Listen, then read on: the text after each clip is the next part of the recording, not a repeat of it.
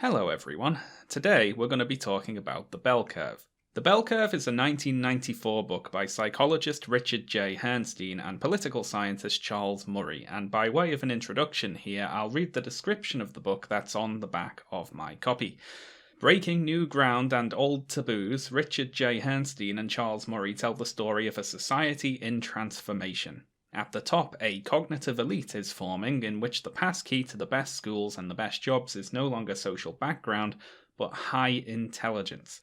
At the bottom, the common denominator of the underclass is increasingly low intelligence rather than racial or social disadvantage. The bell curve describes the state of scientific knowledge about questions that have been on people's minds for years but have been considered too sensitive to talk about openly.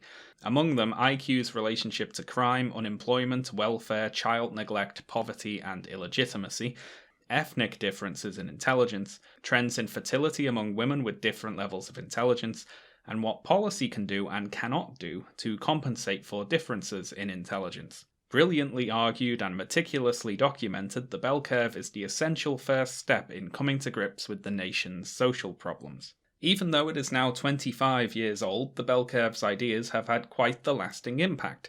Richard Herrnstein passed away shortly before the bell curve was released, but the other author, Charles Murray, has in recent years, among other things, been on an episode of Making Sense with Sam Harris. He's been interviewed on Stefan Molyneux's YouTube channel, had his ideas discussed on the Joe Rogan podcast, and regular viewers of my channel will remember the bell curve being cited in a recent Steven Crowder video. At the time of the book's release, the backlash against it in certain sections of the media and scientific community was furious. Dozens of articles were written by scientists and journalists attacking the book, studies were conducted to debunk its claims, whole books were written to debunk its claims, actually, and these criticisms were often phrased very harshly.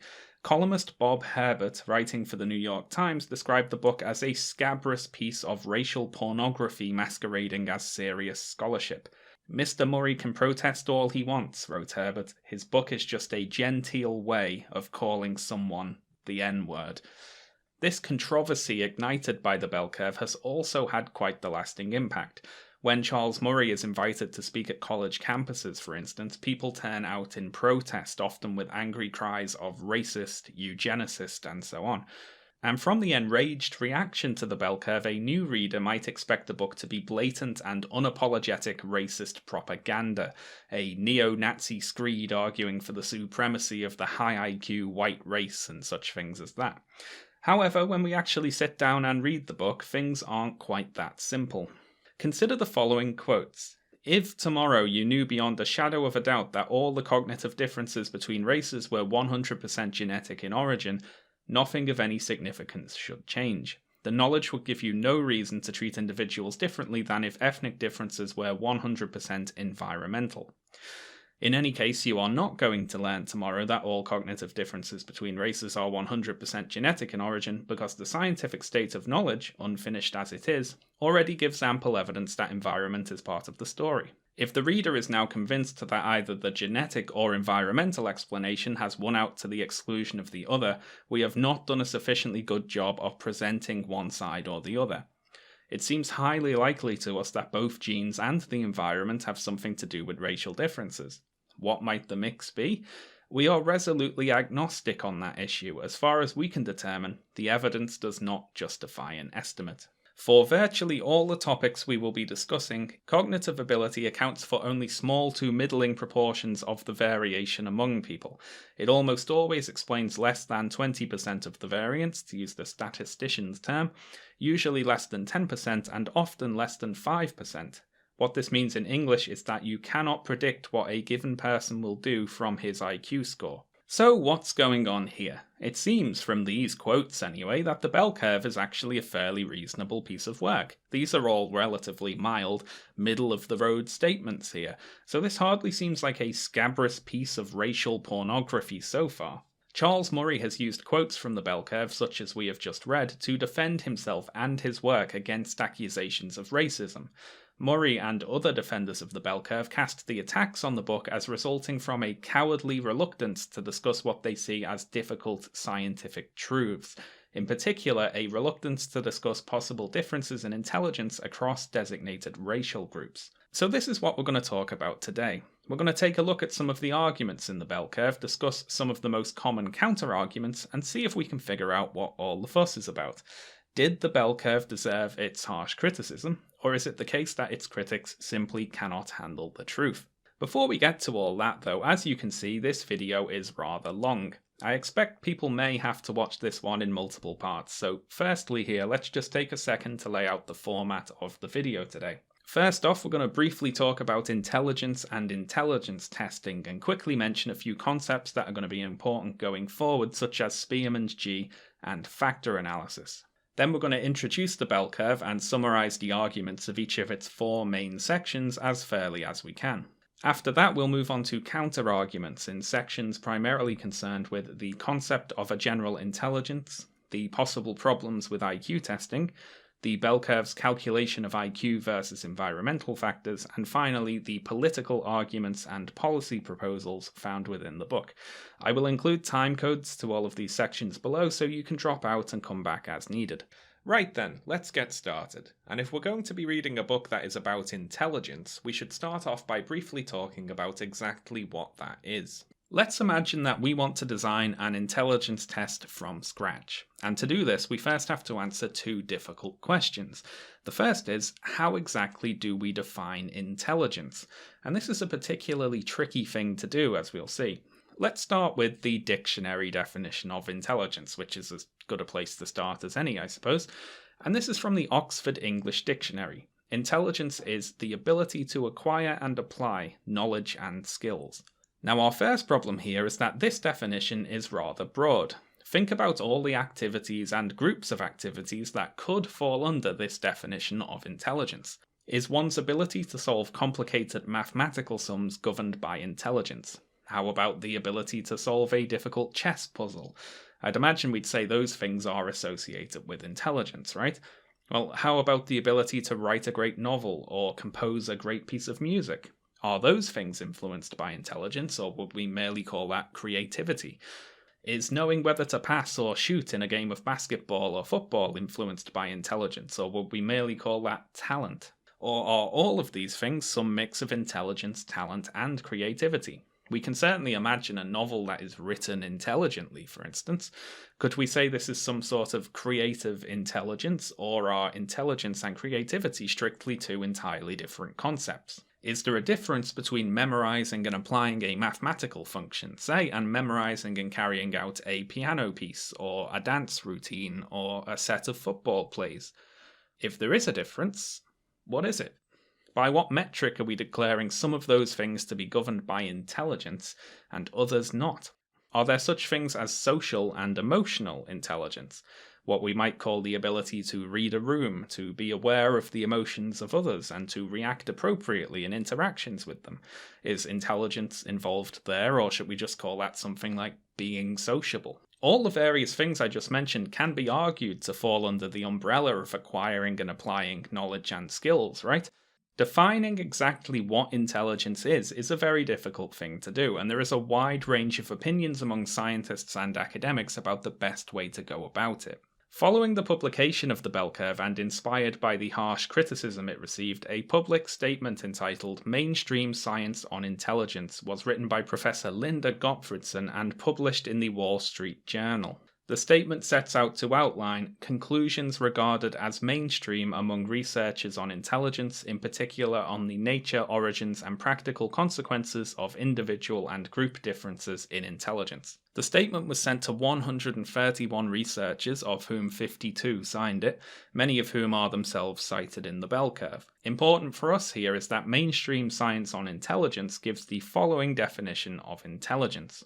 Intelligence is a very general mental capability that, among other things, involves the ability to reason, plan, solve problems, think abstractly, comprehend complex ideas, learn quickly, and learn from experience.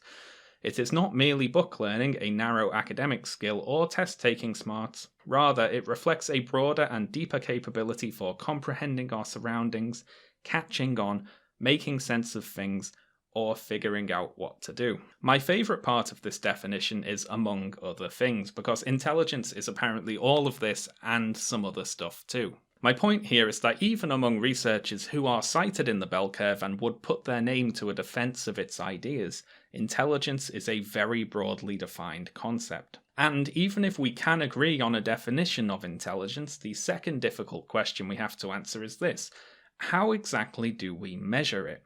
It's not as simple as testing for some other human abilities.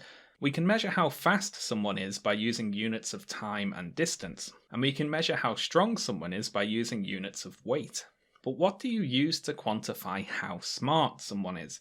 What we need here is an intelligence unit. We need a way to express someone's intelligence as a number. Now, most people today will recognize IQ as the most common intelligence unit, and let's briefly talk a little about how that came to be.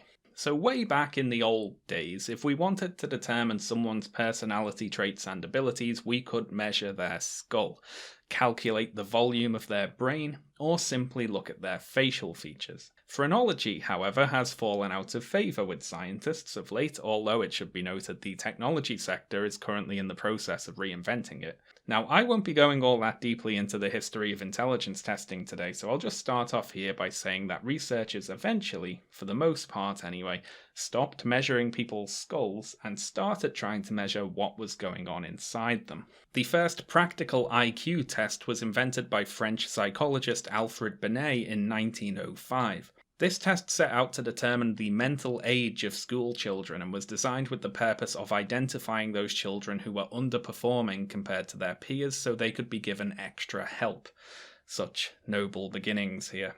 Now, Binet, for his part, stressed that intelligence was affected by environmental factors, was not expressible as a singular fixed numerical value, and was not exclusively genetic in origin.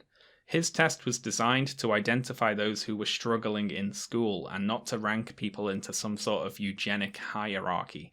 Binet died in 1911 and has since spent the majority of his time spinning in his grave due to everything else we're going to talk about today. An American psychologist called Henry H. Goddard translated Binet's intelligence test into English in 1908 and distributed thousands of copies of the test across the United States. And in 1916, another American psychologist named Lewis Terman, working for the Stanford Graduate School of Education, revised the test into what we know today as the Stanford-Binet IQ test.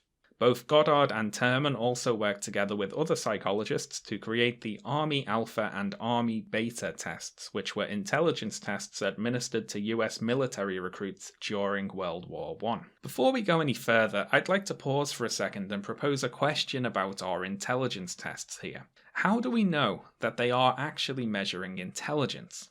They're called intelligence tests, sure, but that doesn't necessarily mean they are actually measuring intelligence, does it?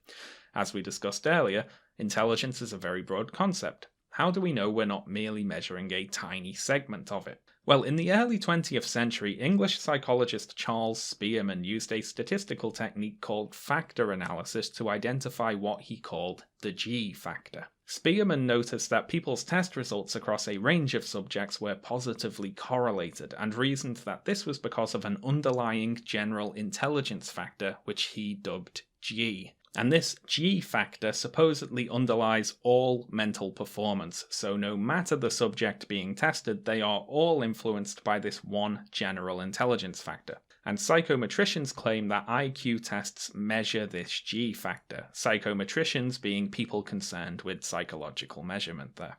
Now, G answers both of our difficult questions, if you'd noticed. Thanks to the G factor, the vast range of potential human intelligence is no longer a barrier to us testing for it, because it's supposedly all linked to a single underlying factor that is able to be measured and expressed as a single numerical value. It's very handy, isn't it, this general intelligence factor? Suspiciously handy, one might say, but we'll talk more about G and Spearman's factor analysis later on. Now, before we conclude our little history lesson here, there is something else that must be noted, and it's that early proponents of IQ testing in America and elsewhere were not motivated solely by some neutral scientific curiosity. They were eugenicists. They wanted to use what they could learn from intelligence testing as a way to improve the genetic quality of the human population through what amounts to selective breeding. Henry Goddard, who translated Binet's intelligence test, proposed segregating the so-called feeble-minded into colonies separate from the rest of society. And Lewis Terman, author of the Stanford Binet test, wrote the following in a 1916 work called The Uses of Intelligence Tests. Thus far, intelligence tests have found their chief application in the identification and grading of the feeble-minded. It is safe to predict that in the near future, intelligence tests will bring tens of thousands of these high-grade defectives under the surveillance of society. This will ultimately result in curtailing the reproduction of feeble-mindedness and in the elimination of an enormous amount of crime, pauperism, and industrial inefficiency." End quote. And tens of thousands of Americans were forcibly sterilized during the last century, and low IQ test results were used to justify many of those sterilizations. The eugenics movement lost a lot of momentum as a result of the Second World War, during which eugenics became irrevocably associated with many of the worst crimes of Nazi Germany. And in the following decades, many countries distanced themselves from eugenics policies, and many scientists became more suspicious of not just eugenics itself, but also the extent of the worth of intelligence testing as a concept. Now, not to spoil the end of my video here, but this is a good chunk of the reason that the reaction to the bell curve was so harsh. The idea that we can use intelligence test results in order to inform political policy was only half a lifetime before the book was written, getting people sent to gas chambers. So it's not surprising that people would be rather suspicious about it. Let's just say that anyone attempting to resurrect this idea needs to be incredibly aware of and respectful of exactly where what they're proposing can lead. So people are fleeing eugenics in droves simply because it was used to justify an indefensible crime against humanity, and scientists are increasingly skeptical of the extent of the usefulness of intelligence testing and IQ and efforts to rank people according to biology in general. And all this brings us to the bell curve. The Empire Strikes Back. And in this book, Herrnstein and Murray come to the defense of IQ and say, now, everyone calm down. Don't throw the baby out with the bathwater here. Intelligence testing and IQ are important and useful concepts, and crucially, what we can learn from IQ testing should inform our politics and be used to change our society. So, eugenics, but nice this time. And since we've now arrived at the bell curve, I think it's time for us to read it.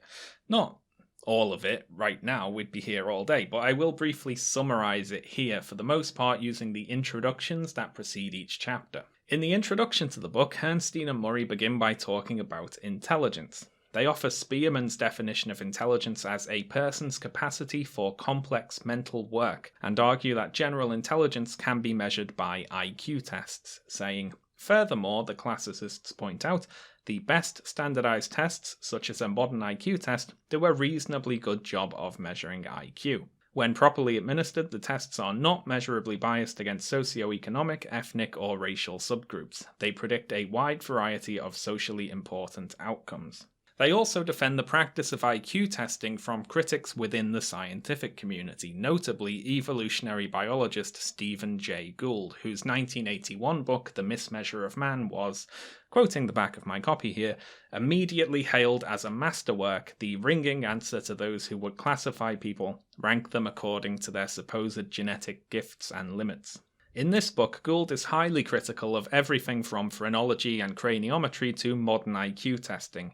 He argues against the concept of a single general intelligence, and he highlights cases where eugenicists and psychometricians had relied upon bad data and flawed statistical techniques, including the case of Cyril Burt, an early proponent of the use of twin studies for examining the heritability of intelligence, who, after he died, was revealed to have just been making up his research data. That's one way to do it, I suppose. The bell curve was written with the mismeasure of man in mind, and is in some ways a response to its claims. A newer edition of the mismeasure of man was printed with an extra chapter responding to the claims of the bell curve, and a newer edition of the bell curve was printed with an extra chapter responding in part to Stephen Jay Gould. Gould and Murray probably should have just met up and had a fight at this point. On pages 22 and 23, Herrnstein and Murray summarise their main claims about intelligence, which are the following. 1. There is such a thing as a general factor of cognitive ability on which human beings differ. 2. All standardized tests of academic aptitude or achievement measure this general factor to some degree, but IQ tests expressly designed for that purpose measure it most accurately. 3. IQ scores match to a first degree, whatever it is that people mean when they use the word intelligent or smart in ordinary language. 4. IQ scores are stable, although not perfectly so, over much of a person's life.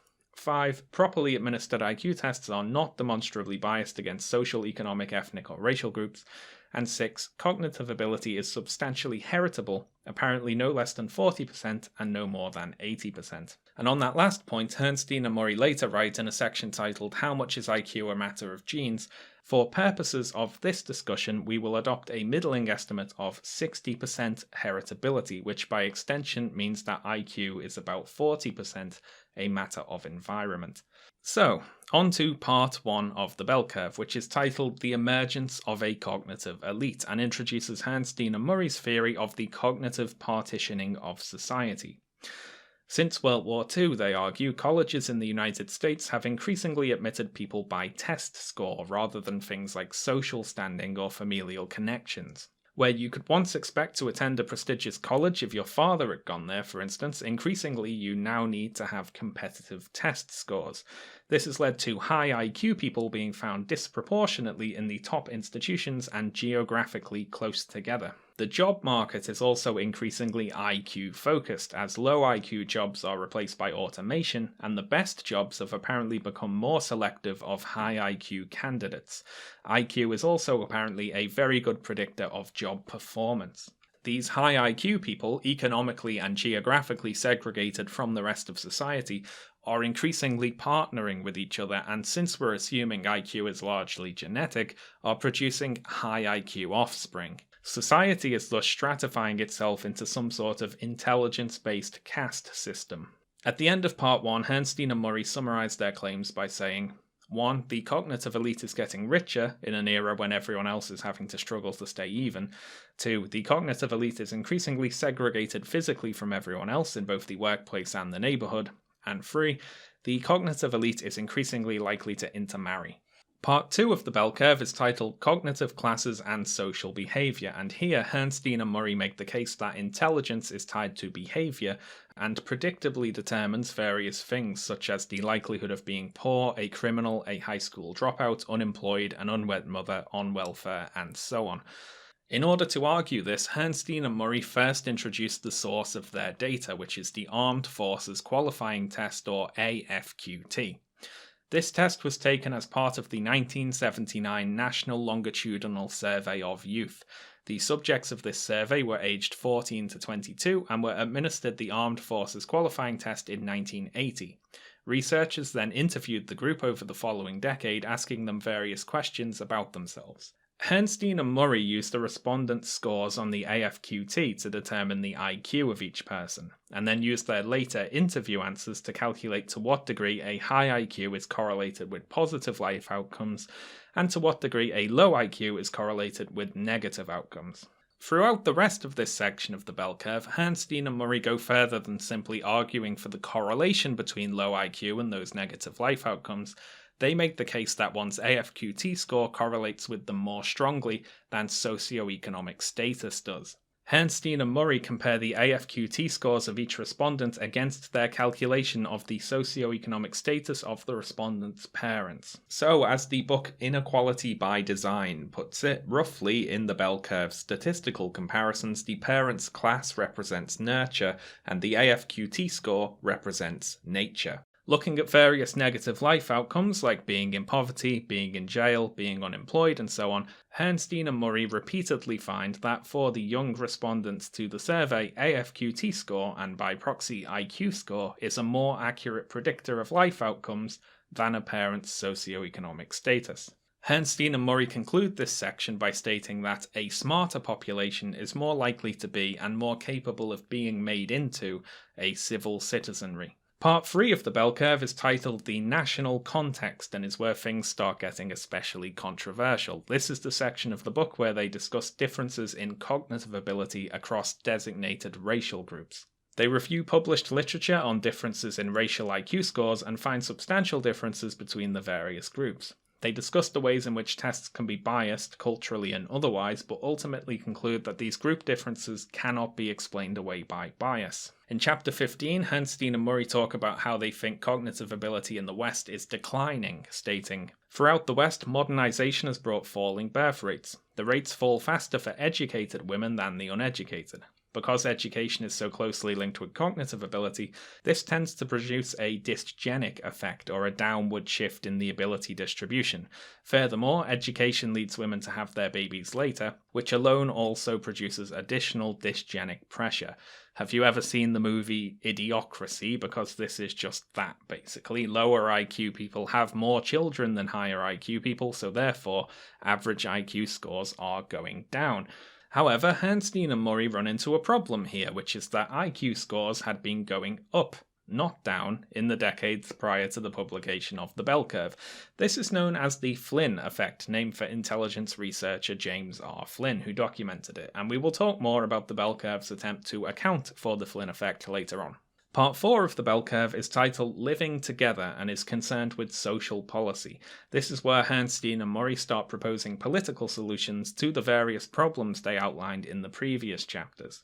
They discuss and ultimately brand as ineffective all contemporary attempts to help disadvantaged children succeed in life. Things like better nutrition, better schooling, a better home environment, all these things can possibly temporarily make people smarter to a degree.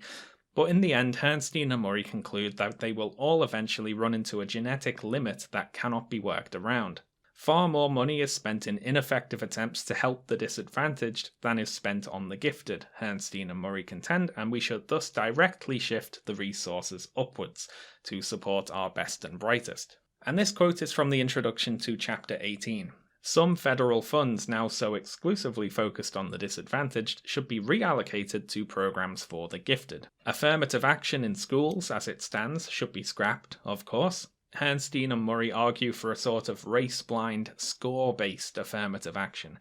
They still support colleges accepting applicants from disadvantaged backgrounds, but only if they have comparable test scores to the other applicants. Affirmative action in the job market should also be scrapped, with Herrnstein and Murray arguing that in pursuit of equality, we have actually already overshot it, and that black people actually attain better quality jobs than white people once you account for their IQs, of course.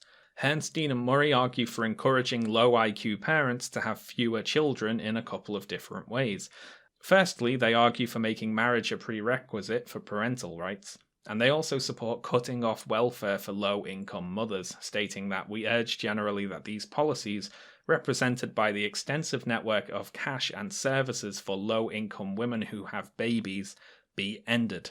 They also argue more generally in favour of individualism, concluding Chapter 21 by writing, "Individualism is not only America's heritage, it must be its future." Herrnstein and Murray conclude this part of the bell curve with the following.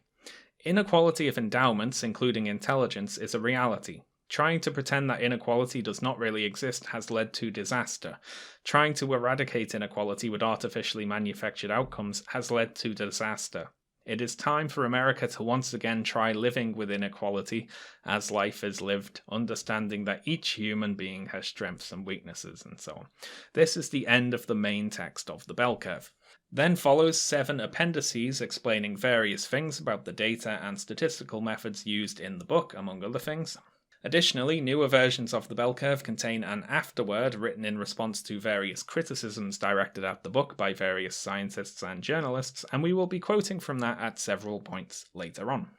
So then, that was the bell curve. And before we carry on here, I think it would be worthwhile to attempt to summarise the general argument of the book. So here is my understanding of it in 4 points. 1. General intelligence, or G, exists. General intelligence is to some degree heritable, innate, unable to be significantly changed, and unevenly distributed both within and across population groups. 2. IQ tests measure G fairly and accurately. 3. One's IQ is more important than one's social background in determining one's life outcomes. And 4. Given what we can learn from these points, we should implement conservative social policies such as limiting welfare, incentivizing marriage, abandoning affirmative action, and more broadly, we should promote a return to a more individualistic society. Now, I'm sure someone could disagree with the conservative adjective in this last point and argue that Herrnstein and Murray merely promote whatever policies seem to best address the problems they discuss.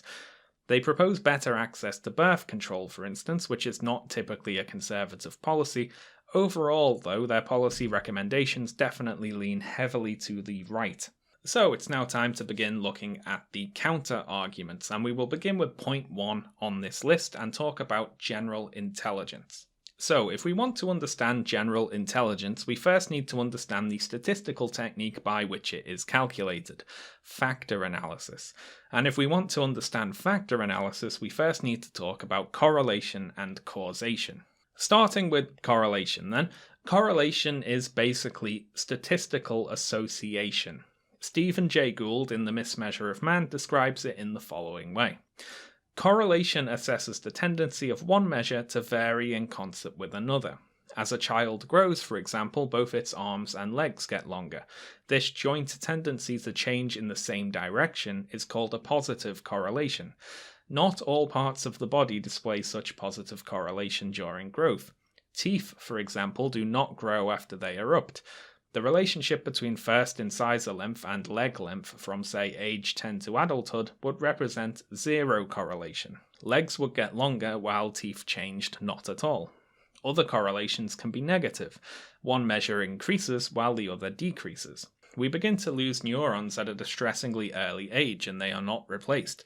Thus, the relationship between leg length and number of neurons after mid-childhood represents negative correlation. Leg length increases while number of neurons decreases. And Gould also includes this handy illustration of some example correlation graphs here.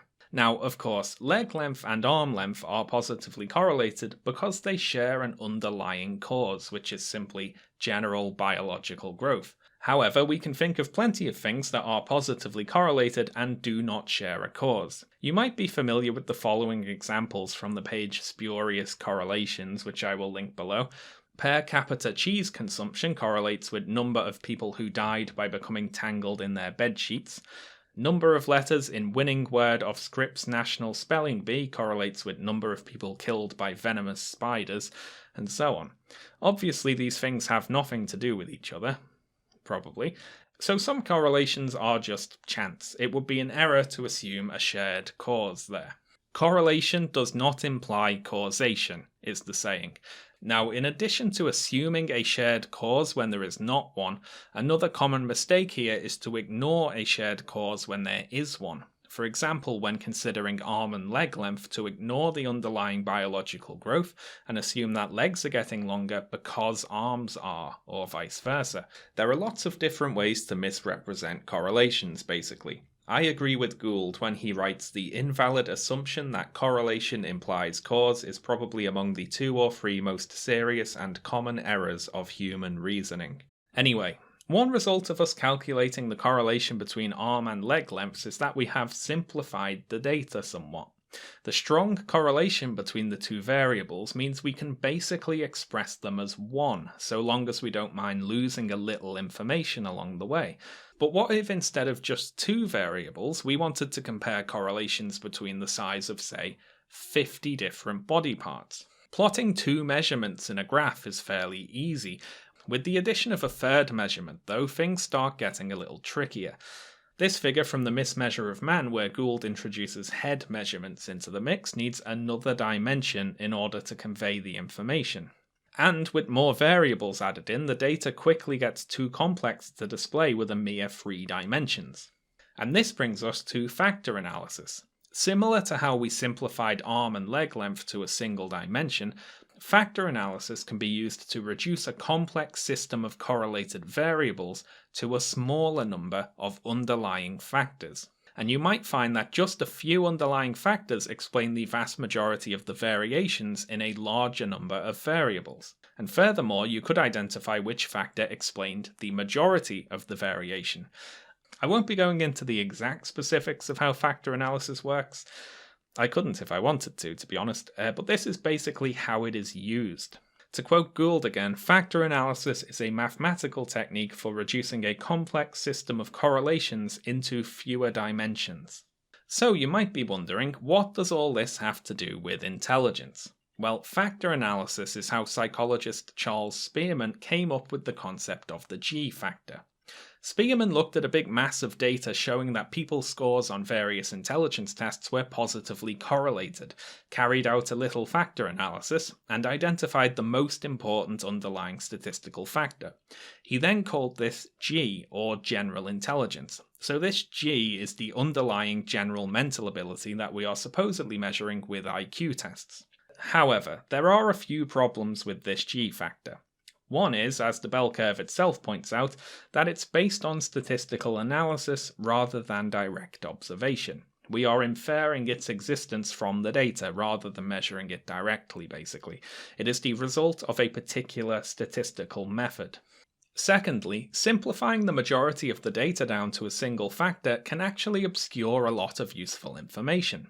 What if the data shows that people who do well on tests of numerical ability tend to do well on other tests of numerical ability, and people who do well on tests of their language ability tend to do better on other tests of language ability?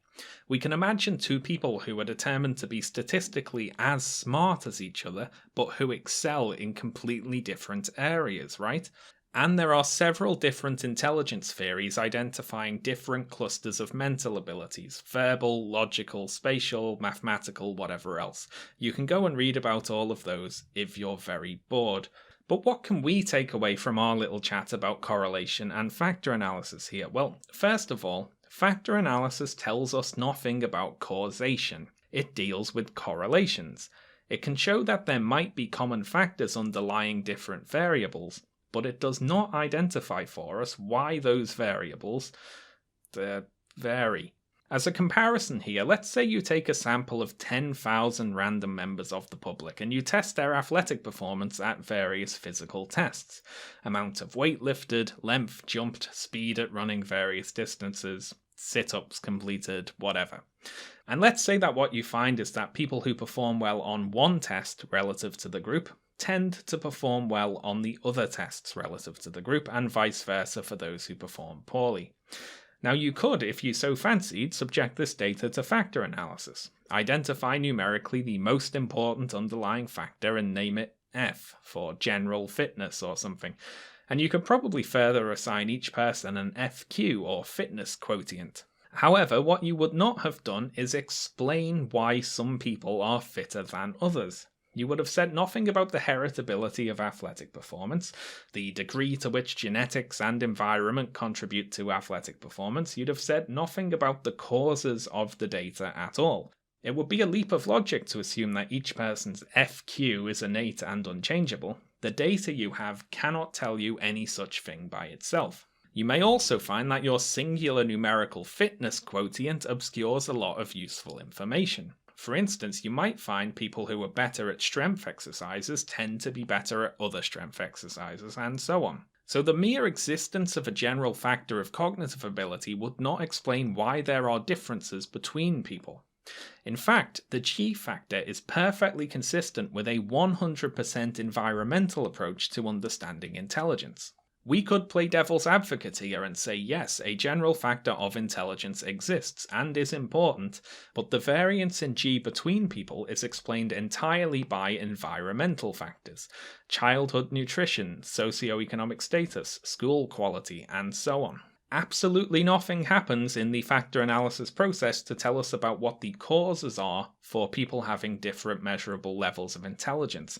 And even if we accept a single general intelligence factor exists, that would not necessarily imply a genetic causation. And speaking of genetics, let's next talk about the word heritability. When the bell curve says cognitive ability is substantially heritable, apparently no less than 40% and no more than 80%, what does that mean exactly? If we average it for 60% like they do, are we therefore to assume that each person's individual IQ is 60% determined by heritable genetics and 40% by the environment? Well, no.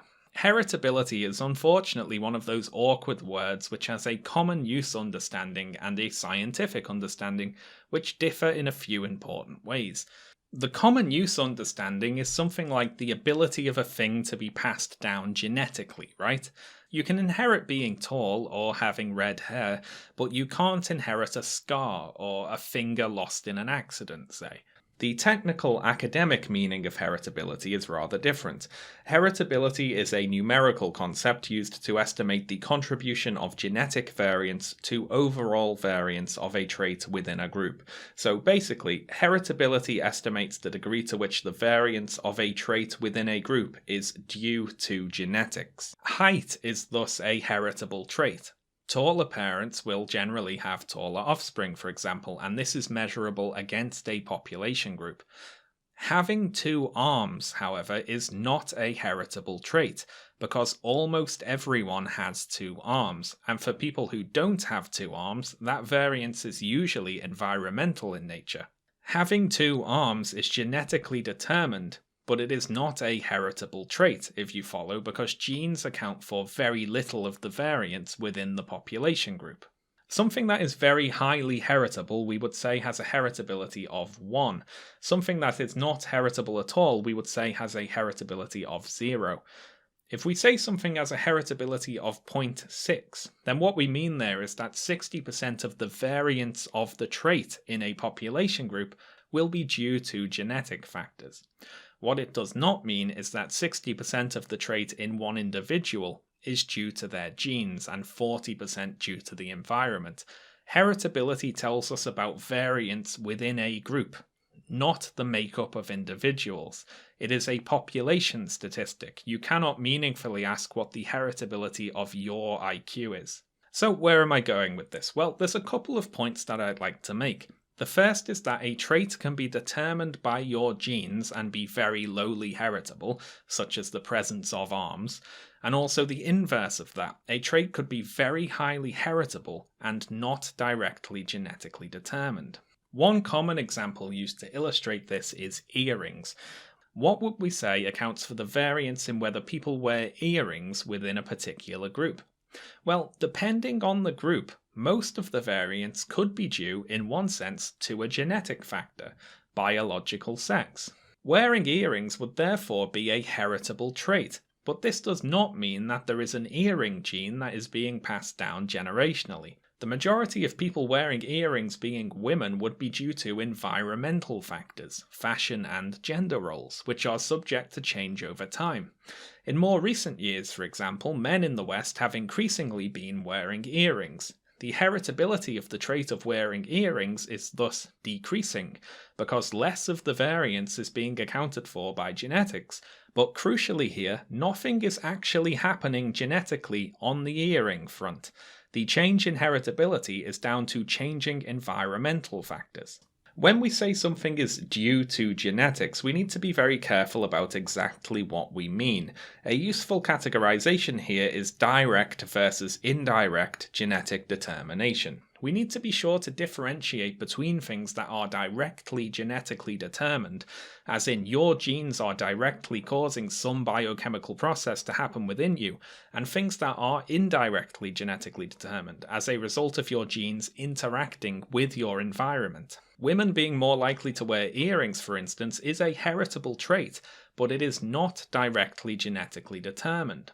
This is relevant to us because IQ could be such a trait, where differences in IQ across designated racial groups are caused not by a direct genetic process, but instead by how our genetically determined characteristics interact with our environment so as to affect our results on IQ tests.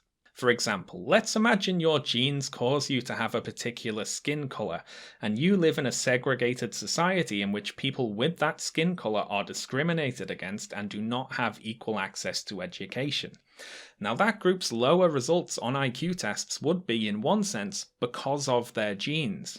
And scientists studying genetics might very well find a strong correlation between particular genes and lowered IQ test results. But if we don't take the environment into account, that by itself can't tell us anything. The point here is that a trait could be very highly heritable and correlated strongly with particular genes and still have zero direct genetic determination. Now, the idea that wearing earrings can be more of a heritable trait than having ears is admittedly a bit of a difficult concept to grasp at first sight, and I would understand if it took a little time for someone to wrap their head around all this. Right now, though, what I want you to take away from this section, if nothing else, is the idea that something being heritable does not necessarily mean it is actually being directly caused by genetics. My next point is that heritability estimates the causes of variance within a group. It cannot tell us about reasons for differences across groups. And to illustrate this, we will paraphrase a thought experiment by geneticist Richard Lewontin.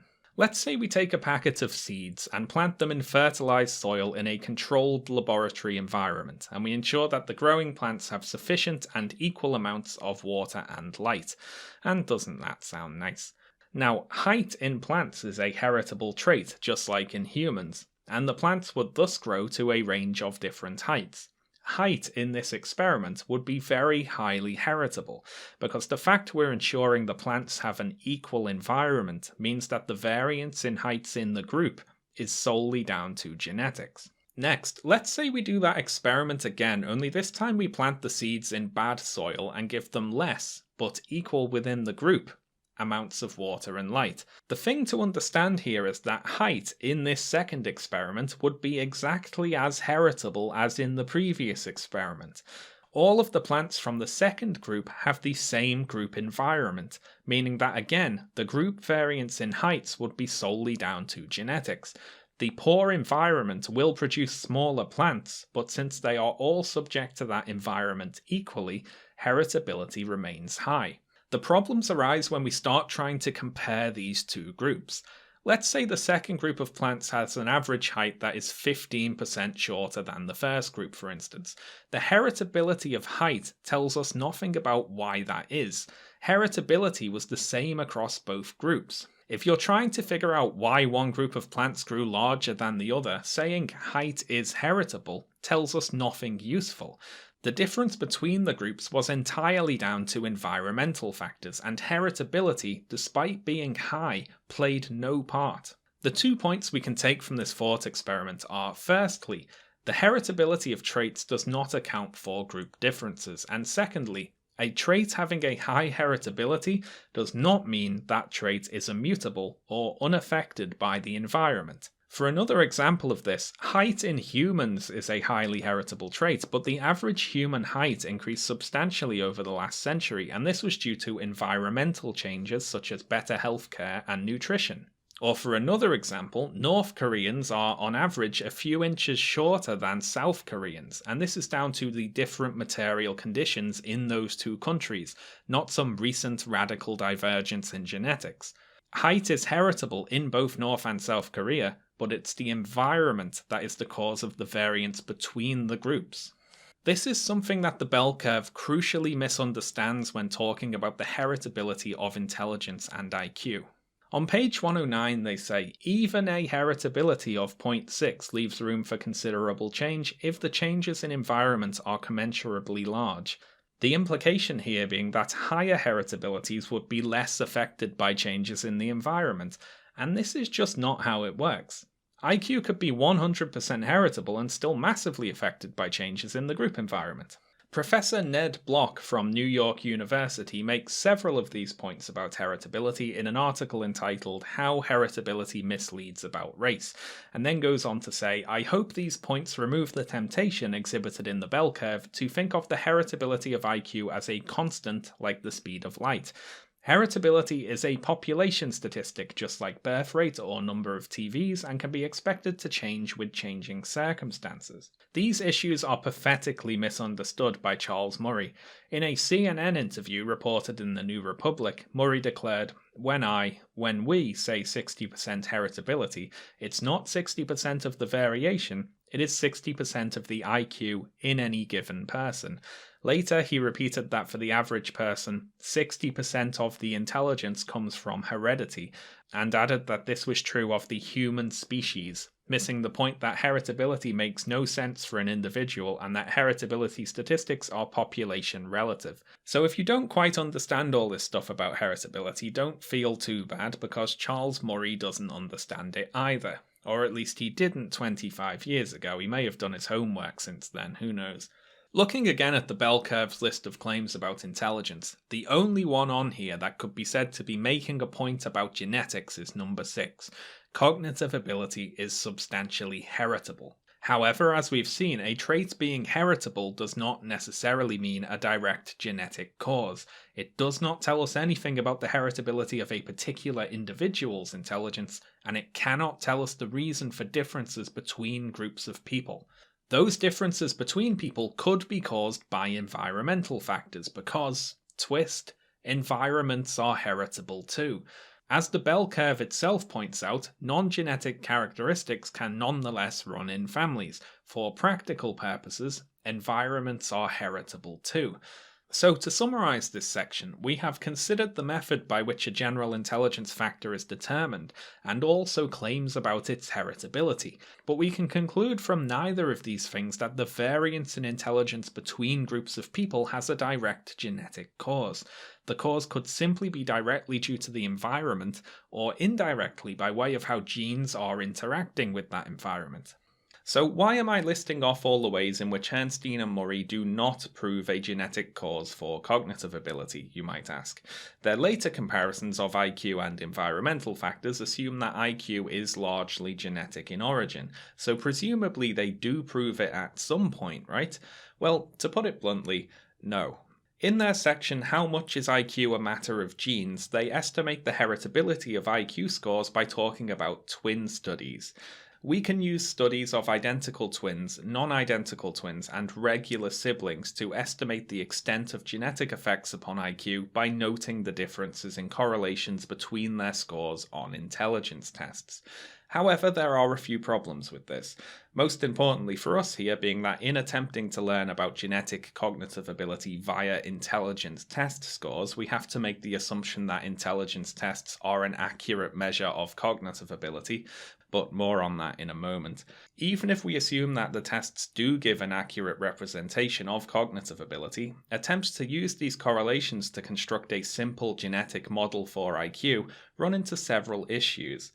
Firstly, the IQs of identical twins do not perfectly correlate, as we would expect them to given their nearly identical genetics.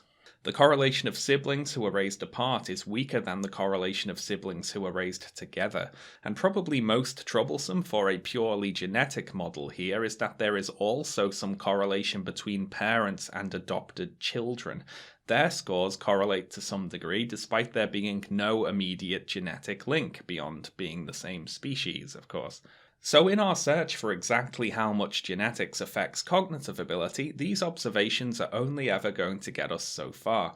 It's very difficult to disentangle the genetic effects from the environmental ones. What we really need here is genetics research to advance to the point where we understand exactly which genes influence intelligence and to which degree they influence intelligence. When the bell curve was published, the evidence was not there. As Herrnstein and Murray admit, the state of knowledge does not permit a precise estimate. And in 2019, 25 years later, the evidence is still not there. If anything, with regards to the claims in the bell curve, particularly its claims about racial differences, the genetic story has only gotten more complicated. The reason I say designated racial groups instead of racial groups during this video is because on a genetic level, our skin colour folk understanding of racial groups can be unhelpful. There can be greater genetic differences within our socially constructed racial groups than between them. I doubt anyone would be so naive as to expect us to one day identify the singular gene that controls both skin colour and intelligence. Someone having dark skin and thus being identified and identifying as black could have a whole range of genetic history. You can't read someone's genes by looking at their skin colour. This is important for us because the authors of the bell curve use our socially constructed racial groups in their book. Talking about this, they say, what does it mean to be black in America in racial terms when the word black or African American can be used for people whose ancestry is more European than African? How are we to classify a person whose parents hail from Panama but whose ancestry is predominantly African? Is he A, Latino, A, black? The rule we follow here is to classify people according to the way they classify themselves. It would be a leap of logic to assume genetic explanations for characteristics of self-identified groups, given that those groups could have a wide range of genetic makeups. My point with all this is that the bell curve's direct evidence of a genetic basis for IQ is missing. Charles Murray's attitude towards this problem in the years since the publication of the book has been to kick the can down the road, assuming that he and Herrnstein were prematurely right, to borrow a phrase from his afterword to the bell curve, and that the accumulating genetic evidence will prove him right if everyone just waits a little longer. And it remains his tactic more than 2 decades later. In October of this year, Professor Ewan Birney, the director of the European Bioinformatics Institute, published a blog post titled Race, Genetics and Pseudoscience, an Explainer, which discusses, among other things, how our traditional racial categorizations are not reflected in actual patterns of genetic variation, how distinct groups within Africa can be as distinct from each other as they are with non-Africans, how race is not a useful or accurate term for geneticists, and it says that it is often suggested that geneticists who emphasize the biological invalidity of race are under the thumb of political correctness, forced to suppress their real opinions in order to maintain their positions in the academy. Such accusations are unfounded and betray a lack of understanding of what motivates science. Charles Murray responded to this post on Twitter a few days later, saying, "I can't understand why people are so eager to go public with positions for which the weight of the accumulating evidence is so unwelcome and that will be definitively settled within a few years." So it seems the evidence for Murray is still just a few years away. With regards to the bell curve, however, it is possible we are being a little unfair when we criticise it for basing much of its analysis on relatively crude estimations. After all, they do admit the evidence is not there, and they say if the reader is now convinced that either the genetic or environmental explanation has won out to the exclusion of the other, we have not done a sufficiently good job of presenting one side or the other. We should not criticise scientists for saying the evidence isn't there yet, but here's a rough guess. Presenting such estimates and attempting to disprove them is a key part of the scientific process. Problems arise when we get to part 4 of the bell curve, however. While it is fine to say the evidence isn't there yet, but here's a rough guess, it is not so fine to say the evidence isn't there yet, here's a rough guess, and based upon this rough guess you should immediately suspend welfare programs for underprivileged children.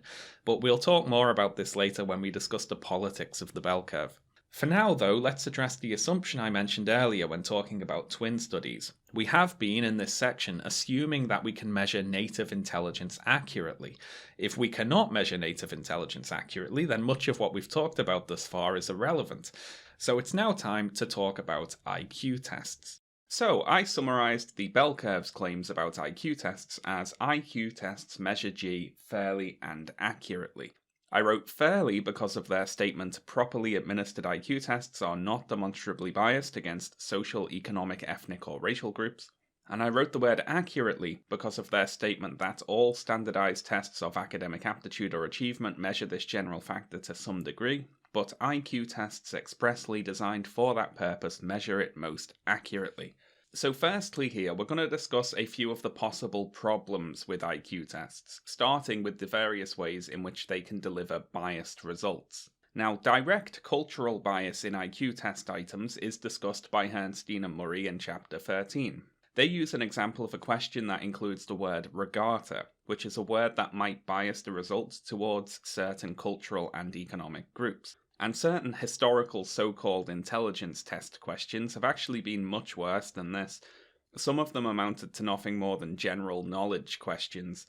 The Army Alpha test used in World War I asked Army recruits to identify what particular celebrities were famous for, in which cities certain cars were manufactured, and the products produced by certain brands. Questions like these obviously have very little to do with any native intellectual ability, they're just testing whether or not you happen to already know the answer. There's no opportunity to work it out, so any psychometricians constructing intelligence tests certainly need to be careful to not include biased test items like these ones. Tests can also be biased for instruction. And what do we mean by instruction here? Well, simply whether or not you've been taught the meaning of a word or the best method for solving a maths problem is going to matter a lot on a test that requires you to draw upon your mathematical and language abilities. As an example here, I'm going to assume that we all agree it would be unfair to expect a random teenager to, by themselves, during a test, invent trigonometry. If you include trigonometry questions on your intelligence test, what you'll be testing for there will not solely be the intelligence of the respondent, but also whether or not they've been taught trigonometry before, how recently they were taught it, and how well they were taught it. This is relevant for us here because the Armed Forces Qualifying Test, which is the primary source of intelligence test data in the bell curve, had as one of its 4 sections a mathematics test which included questions examining knowledge of classroom trigonometry and algebra. This is more of a test of scholastic aptitude than native intelligence, and is also testing by proxy the quality of the teaching at the different schools that the AFQT respondents went to. We can't assume that to be equal across thousands of different people, can we? This is one of a few problems with the AFQT that has roots in the fact that it was not designed as an IQ test, but more on that in a second. Another way that IQ tests can be biased is for speed. Think of the definitions of intelligence we've seen so far: a capacity for complex mental work, catching on, making sense of things, and figuring out what to do. And simply because of the way IQ tests are administered, we have to add the words "within the time constraints of an academic test" to all of those things. IQ tests are by their nature biased towards how fast you can think and away from other important qualities which contribute to overall cognitive ability, such as stamina, determination, and discipline.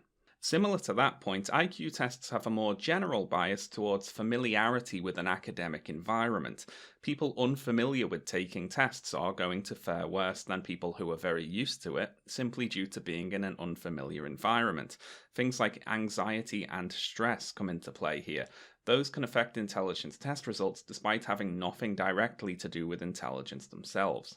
Herrnstein and Murray are particularly aware of that last point, and we need to briefly discuss the Flynn effect here. So when IQ tests are constructed, they're standardized using a sample of test takers. Now what that means in practice is the testers will test some people, work out the average score, and set that to correspond to 100. This is why we recognize an IQ of 100 as the average.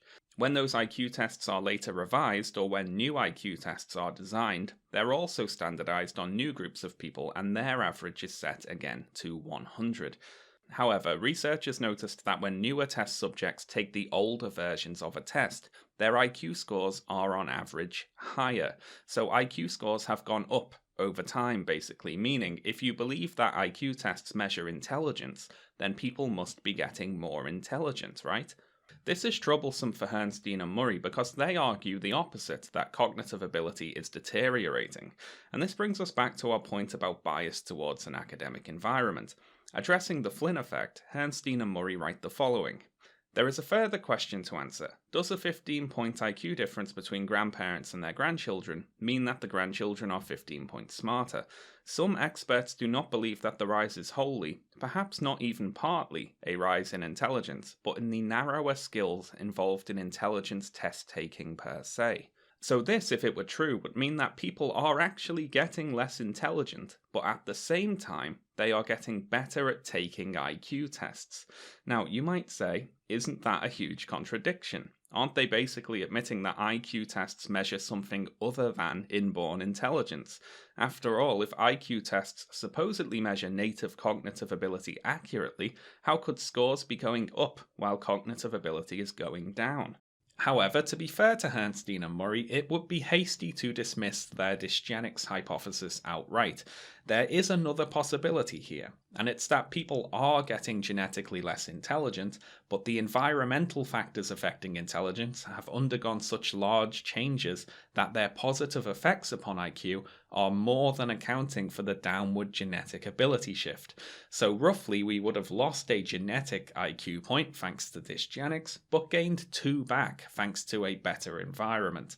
So, what evidence does the bell curve produce in support of this downwards trend in genetic cognitive ability? Well, unfortunately for Herrnstein and Murray, their main source of data, the National Longitudinal Survey of Youth, is not much use here. Ideally, what we want to do is give IQ tests to the children of women who took part in the AFQT, so we could directly compare child to parent and see if any downwards shift was happening. However, this would be a mistake, as since our data is coming from the National Longitudinal Survey of Youth, the respondents are, appropriately, young. People who wait longer to have children are typically wealthier and better educated, and thus tend to have children with higher IQs. Limiting ourselves to looking at only young mothers will skew the apparent IQ of the next generation downwards, so it would be an inaccurate thing to do. Herrnstein and Murray are thankfully well aware of this problem, not that it stops them from trying, however. Herrnstein and Murray's dysgenics hypothesis is discussed in Intelligence, Genes and Success. Scientists Respond to the Bell Curve, a 1997 book which responds to many of the points made in the bell curve. The authors of that book, for their part, find no direct empirical evidence either for or against a dysgenic effect acting upon cognitive ability, stating that, insofar as we are aware, there is nothing but anecdotal evidence for dysgenics. Anyway, let's get back on track. Now, to illustrate another way IQ tests can be biased, I think it would be a good exercise for us all to briefly take a very simple one-question test together. So get your pencil and paper ready, folks. Here it is. Easy, right? An incredibly simple number sequence question there, the sort you'd expect nearly anyone to be able to work out. It's also a fair and unbiased question, of course. I mean, everyone was given the exact same question and the exact same amount of time to answer it, right? What could be more fair and unbiased than that? Now, of course, this question is not fair. It is biased, in favour of Japanese people. And anime fans, I guess. The point here is that this question would, in any language, be biased against people who don't speak that language. A question in English is biased against people who don't speak English, isn't it? Now you might protest, this seems like a very obvious point. I mean, surely nobody is going to give an IQ test in English to a group of people who are not fluent in English and then try to pass off those results as legitimate, right? Well, stay tuned, folks. One point not given due consideration by the bell curve during their discussion of testing bias is that even a completely unbiased test, were it possible to construct such a thing, would still deliver biased results if it were being carried out in a biased system. When Herrnstein and Murray say properly administered IQ tests are not demonstrably biased, they seemingly mean that the tests themselves do not contain words like regatta, not that the tests necessarily deliver fair results. So that is another potential problem with IQ tests to watch out for. Even if we eliminate as much cultural bias as possible from the test, we could still, thanks to the wider environment the tests are taking place in, be receiving biased results. For instance, if you carried out an IQ test in a racially segregated white supremacist state, that environment is obviously going to affect the average IQ scores of different designated racial groups. Now you might protest. This also seems like a very obvious point. I mean, surely nobody's going to carry out an IQ test in a racially segregated white supremacist state and then try to pass off those results as legitimate, right? Again, stay tuned, folks. Now, keeping in mind all the various possible problems with IQ testing that we've just discussed, let's take a look at a few of the IQ tests that Herrnstein and Murray cite as evidence for claims in the bell curve. Surely they will be properly administered, right? After all, Herrnstein and Murray themselves discuss many of the same issues that we just have. It would follow that given their familiarity with these potential problems, they would of course endeavour to avoid them. So let's see how they do on that front. We'll take a look at a particular section of the bell curve now, see what the claims are, and then have a bit of a dig into the sources backing up those claims. And this is from a section titled, How Do African Americans Compare with Blacks in Africa on Cognitive Tests? And I quote, This question often arises in the context of black-white comparisons in America, the thought being that the African black population has not been subjected to the historical legacy of American black slavery and discrimination, and might therefore have higher scores. Richard Lynn was able to assemble 11 studies in his 1991 review of the literature. He estimated the median black African IQ to be 75, approximately 1.7 standard deviations below the US overall population average, about 10 points lower than the current figure for American blacks. In summary, African blacks are, on average, substantially below African Americans in intelligence test scores. Psychometrically, there is little reason to think that these results mean anything different about cognitive functioning than they mean in non-African populations. For our purposes, the main point is that the hypothesis about the special circumstances of American blacks depressing their test scores is not substantiated by the African data. So this is Herrnstein and Murray's answer to those who point to the legacy of slavery and discrimination in the United States as an explanation for the differences in IQ scores between its black and white populations. They point to black people in Africa and say, hey, well, they also got lower scores. Black African people haven't been subject to discrimination in America, after all, so doesn't this prove that discrimination in America can't be depressing black IQ scores? Well, not really. Herrnstein and Murray's decision to limit their concern here to American black slavery and discrimination is a huge oversight, because there could also be discrimination in whichever parts of Africa they are talking about, if you follow. That could be, in a similar way, depressing the scores there too. If that were the case, attempting to use the African data as some sort of control test for the American data would be fairly ridiculous, to say the least. America does not have a monopoly on discrimination and depression, does it? And so we need to ask, which parts of Africa are they talking about? They say that Richard Lynn was able to assemble 11 studies in his 1991 review of the literature. Now, Herrnstein and Murray claim in the acknowledgements at the start of the bell curve to have benefited especially from the advice of this Richard Lynn, who they elsewhere call a leading scholar of racial and ethnic differences, and they cite his work several times throughout the book. So let's take a look at Richard Lynn's 1991 review of the literature, entitled Race Differences in Intelligence, A Global Perspective, which was published in Mankind Quarterly, and remember the name of that journal, folks, as we'll be talking more about that later on. So the first thing we'll notice about this review is that it unfortunately designates people as either Caucasoids, Mongoloids, or Negroids, including, quote, hybrids of those groups, for instance, Caucasoid, Negroid hybrids, and so on. I can only apologise for having to read out this rubbish. So let's look at the 11 studies included in this review and see which areas of Africa we are concerned with. Well, there's one from what was then known as the Belgian Congo, one from Ghana, 2 from Nigeria, 1 from Uganda, 1 from Zambia, and 5 from South Africa. And there is rather a lot to comment on here, but how about we start with sample sizes? Some of them are rather small, you may have noticed. 87 people for Nigeria, 50 people for Uganda, and so on. By far the most represented area here is South Africa. The number of people tested in South Africa was more than double the number of all the other subjects combined. And what's the significance of this? Well, this review was published in 1991. South African apartheid ended in 1994. Now, I don't want to get too deep into this right now, but for those who don't know, apartheid was an explicitly white supremacist system of enforced racial segregation. Non-white South Africans were openly discriminated against, forced from their homes, forbidden to live in certain areas and hold certain jobs, and most importantly for us here, had to attend segregated schools, which were massively underfunded compared to the schools that the white South Africans went to, many being without electricity or even running water. And just so we know the sort of education system we're dealing with here, I'll quickly quote some relevant passages from South Africa, a country study from the Library of Congress. The Bantu Education Act of 1953 widened the gaps in educational opportunities for different racial groups. 2 of the architects of Bantu education, Dr. W. M. Iserlen and Dr. Hendrik F. Verwoerd, had studied in Germany and adopted many elements of National Socialist, Nazi, philosophy. The concept of racial purity in particular provided a rationalization for keeping black education inferior. Fairworth, then Minister of Native Affairs, said that black Africans should be educated for their opportunities in life, and that there was no place for them above the level of certain forms of labour.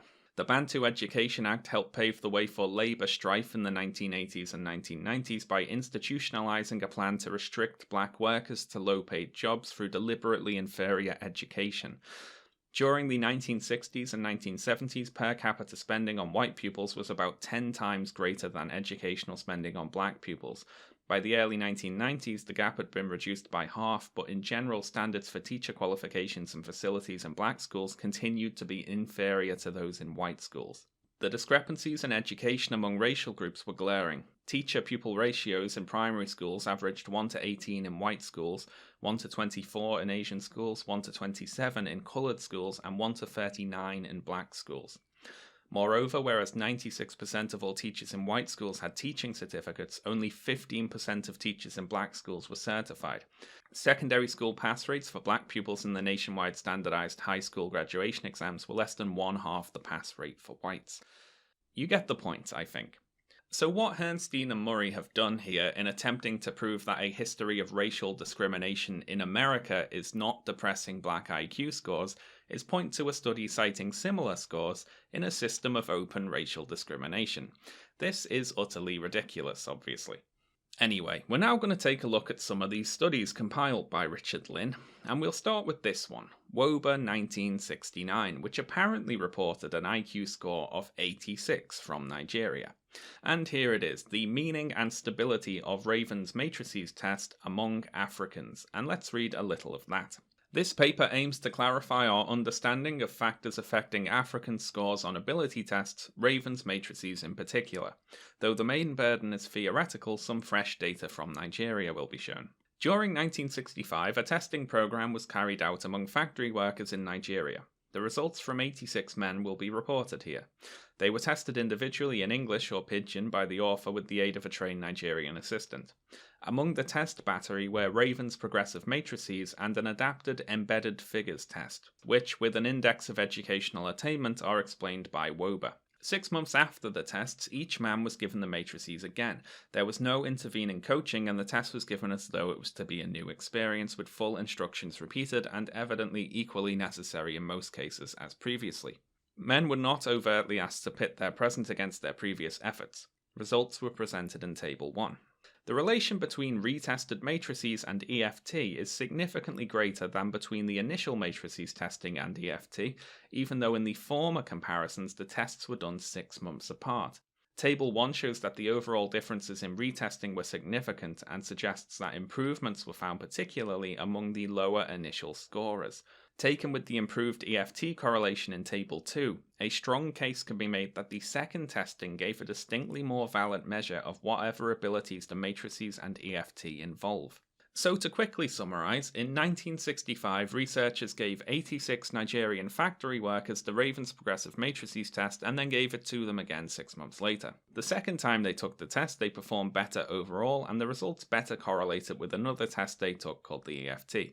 And Table 1 here shows both mean results, 15.9 the first time, increasing to 18.73 the second time. What is missing here, you may have noticed, is an IQ score. This study does not report an IQ score for anyone involved in the test, it reports their scores on the matrices tests.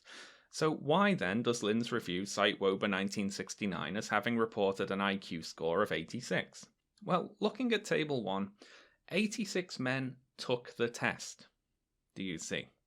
Now, most likely here, this is a simple typographical error, and Lynn, or whoever typed up his data, accidentally wrote the number of test subjects in the IQ field. Regardless though, Lynn's review is not accurately reporting the IQ score from WOBA 1969, because there wasn't one. Lynn cites WOBA 1969 again in his later book IQ and the Wealth of Nations, where he says, in 1965, norms for the standard progressive matrices were collected by WOBA 1969 for a sample of 86 adult men. Their mean score was 15.9, and then he later claims that this equates to an IQ of 64. Now there are several lies by omission here. Firstly, WOBA 1969 did not report a mean score of 15.9. It reported a mean score of 15.9 and a mean score of 18.73. It showed how scores go up with retesting, and additionally it claims that a strong case can be made that the second testing gave a distinctly more valid measure of whatever abilities the matrices and EFT involve. Lin intentionally chooses to only report the lower score here. Another lie by omission here is that Lin declines to mention that the sample of 86 adult men were not randomly drawn from the general Nigerian population. They were not an accurate representation of the society where they lived, and nor were they intended to be. They were all factory workers. Reporting the test results of only 86 men who were all employed in the same job as representative of a country which at the time had a population of 50 million people is rubbish. Just rubbish. Next up, let's talk about this result, an IQ of 75 for people in Zambia, cited from Pons 1974 and Crawford Nutt 1976. So the 1976 paper from Crawford Nutt is titled Are Black Scores on Raven's Standard Progressive Matrices an Artifact of Test Presentation? And opens by saying that previous research has shown that when the method of test presentation ensures that testees understand adequately the requirements of the test situation, when the method also makes certain that the testees know how items of the test are to be responded to, and when the method reduces the anxiety of the subjects about being tested, then the results obtained from the administration of the test are remarkably different from those that result from administration in which the same test is presented in the same way to all testees regardless of their cultural origin. It goes on to detail how a researcher named Pons gave the Raven's Standard Progressive Matrices test to a group of Zambian copper miners in 1962 using the standard method of delivery. Then later, Pons administered the test again to another group, only this time using a different method of test presentation. As Table 1 shows, the second group showed a rather dramatic difference in score. Now, the thinking behind all this might be that a group of Zambian copper miners aren't necessarily going to be all that familiar with taking academic tests, not to generalize, and if you want more accurate results, it might be worth taking the time to actually explain to them what it is that they're being expected to do. Now, Crawford Nutt claims that the different method of presentation did not alter anything about the test itself and is based upon suggestions found in the 1960 Guide to the Standard Progressive Matrices written by John C. Raven, aka the guy what invented the Raven's Progressive Matrices test. After reporting the findings of Pons, Crawford Nutt takes things one step further and tests a selection of pupils from a long-established high school situated in the black residential area of Soweto near Johannesburg, a school that is described as having high standards and whose students would be used to being tested. Crawford Nutt tested 2 samples of these school children using the same presentation method as described by Pons, and the results received were actually slightly higher than the equivalent age range of the white group on whom the test was normalized. Now you might say, what has Crawford Nutt actually proved there? Test results go up the closer you get to a good school, I suppose.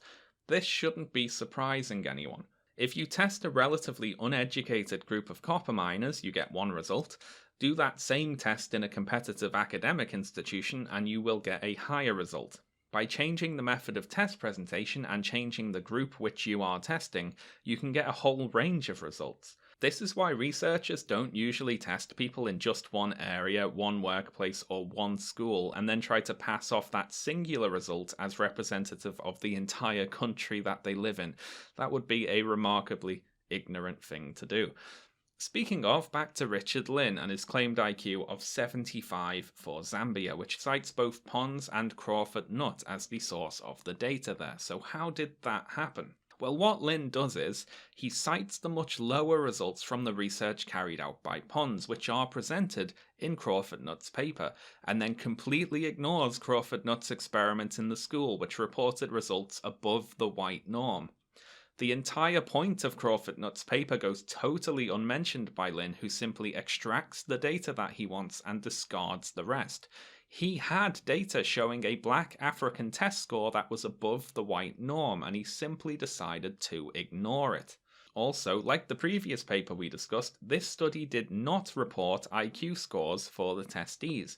Those are simply concocted by Lin out of the Raven's progressive matrices data using a sophisticated statistical technique called guessing. So to understand what Lin has done here, we need to talk a little about IQ test construction and standardization. And let's start with the bell curve. Not the book this time, but the statistical distribution. Now, IQ tests, as we know, return this bell curve or normal distribution. This means that the majority of the scores are clustered around the middle and taper off towards the ends of the curve in a symmetrical way. But why, you might ask, do they actually return this distribution? Well, it's because that's how they're designed. Psychometricians design IQ tests so that their results match the bell curve. If the test they design is too easy, then the bell curve will lean to the right as too many people will get high scores. If the test is too hard, it will lean to the left as too many people get low scores. And if the test doesn't differentiate between people to the right degree, then too many people could be at either end of the curve. So the test designers tinker with the difficulty of the test until the results match the bell curve. So why do psychometricians do this? Well, it's because that's how they assume intelligence is distributed throughout the human population. Emphasis on assume here, because we do not actually know how intelligence is distributed throughout the human population. Unless you specifically design for it, tests do not necessarily return a bell curve distribution. For example here, the Armed Forces qualifying test used in the bell curve did not return a bell curve distribution. It was, after all, designed to test readiness to join the armed forces, not IQ. As a result, it does not differentiate between people to a large enough degree, so Herrnstein and Murray, to make the results conform to a bell curve, recalculated the scores. Here is a graph of the raw AFQT scores overlaid with Herrnstein and Murray's recalculated bell curve scores from the book Inequality by Design. And as we can see, too many people scored too highly on the test, and there isn't enough differentiation between people on the upper end of the scale in particular. So yes, that's right, in the book, The Bell Curve, the principal intelligence test the authors use as a source did not return a bell curve distribution. To transform these results into a bell curve, Herrnstein and Murray exaggerated the slight differences at the end of the scale. They basically gave extra credit for being near the tails of the bell curve and less for being in the middle. They did this, as they explain in Appendix 2, to correct for skew. But remember, in relation to how intelligence is distributed throughout the human population, these results are only actually skewed if we assume that intelligence is distributed in a bell curve to begin with. This is circular logic. We are assuming the result that we are going to get beforehand and then designing the test or just manipulating the data in order to reach that conclusion. Anyway, to get back on track here, what does all this have to do with Richard Lin and the Raven's progressive matrices test? Well, that test also does not return a bell curve distribution. The results are not symmetrically distributed around their mean, to quote an article by psychologist Leon Kamin. That article also notes that the test's developer, John Raven, always insisted that the progressive matrices scores cannot be converted into IQs. Here is an example of the distribution of matrix test scores from Raven's paper Standardization of Progressive Matrices 1938, and as you can see, those are some very wobbly bell curves right there. What the test does give is raw scores which correspond to percentile scores, so you can know from your raw score how you compare percentile-wise to the group on which the test was normalized, but these percentiles will not be distributed evenly around their mean in a bell curve. To calculate IQ, Richard Lin takes the average of these raw scores, converts them to a percentile score, and then gives what the IQ of that percentile score would correspond to if the results were in a bell curve distribution.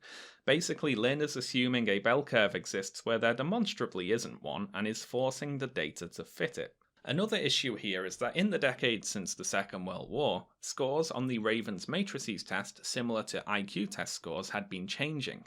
Accordingly, the test had been standardized several times, so when we're comparing the African results with Western norms, we need to identify what norm group we're using, because comparisons with different groups from different times could give different results. Particularly sharp-eyed viewers would have noticed that Lynn does exactly this in the quote from his 2002 book IQ and the Wealth of Nations, which I showed earlier, where he discusses Nigerian IQs, quote, in terms of the British 1979 standardization. Identifying this standardization is important, as using a different one could lead to a different Nigerian IQ being calculated. In his 1991 review of the literature cited in the bell curve, however, Lynn does not identify what standardization he's using for the various tests he is comparing. What this means is that there is a gap in Lynn's calculations that can only be filled by faith in his academic honesty, which Herrnstein and Murray clearly have, but I must confess that I do not. Anyway, if you think what Lynn did to those last two studies was bad, strap in, because this next one is a real bastard. South Africa, IQ of 69, attributed to Owen, 1989, which Lynn calls the single best study of the Negroid intelligence.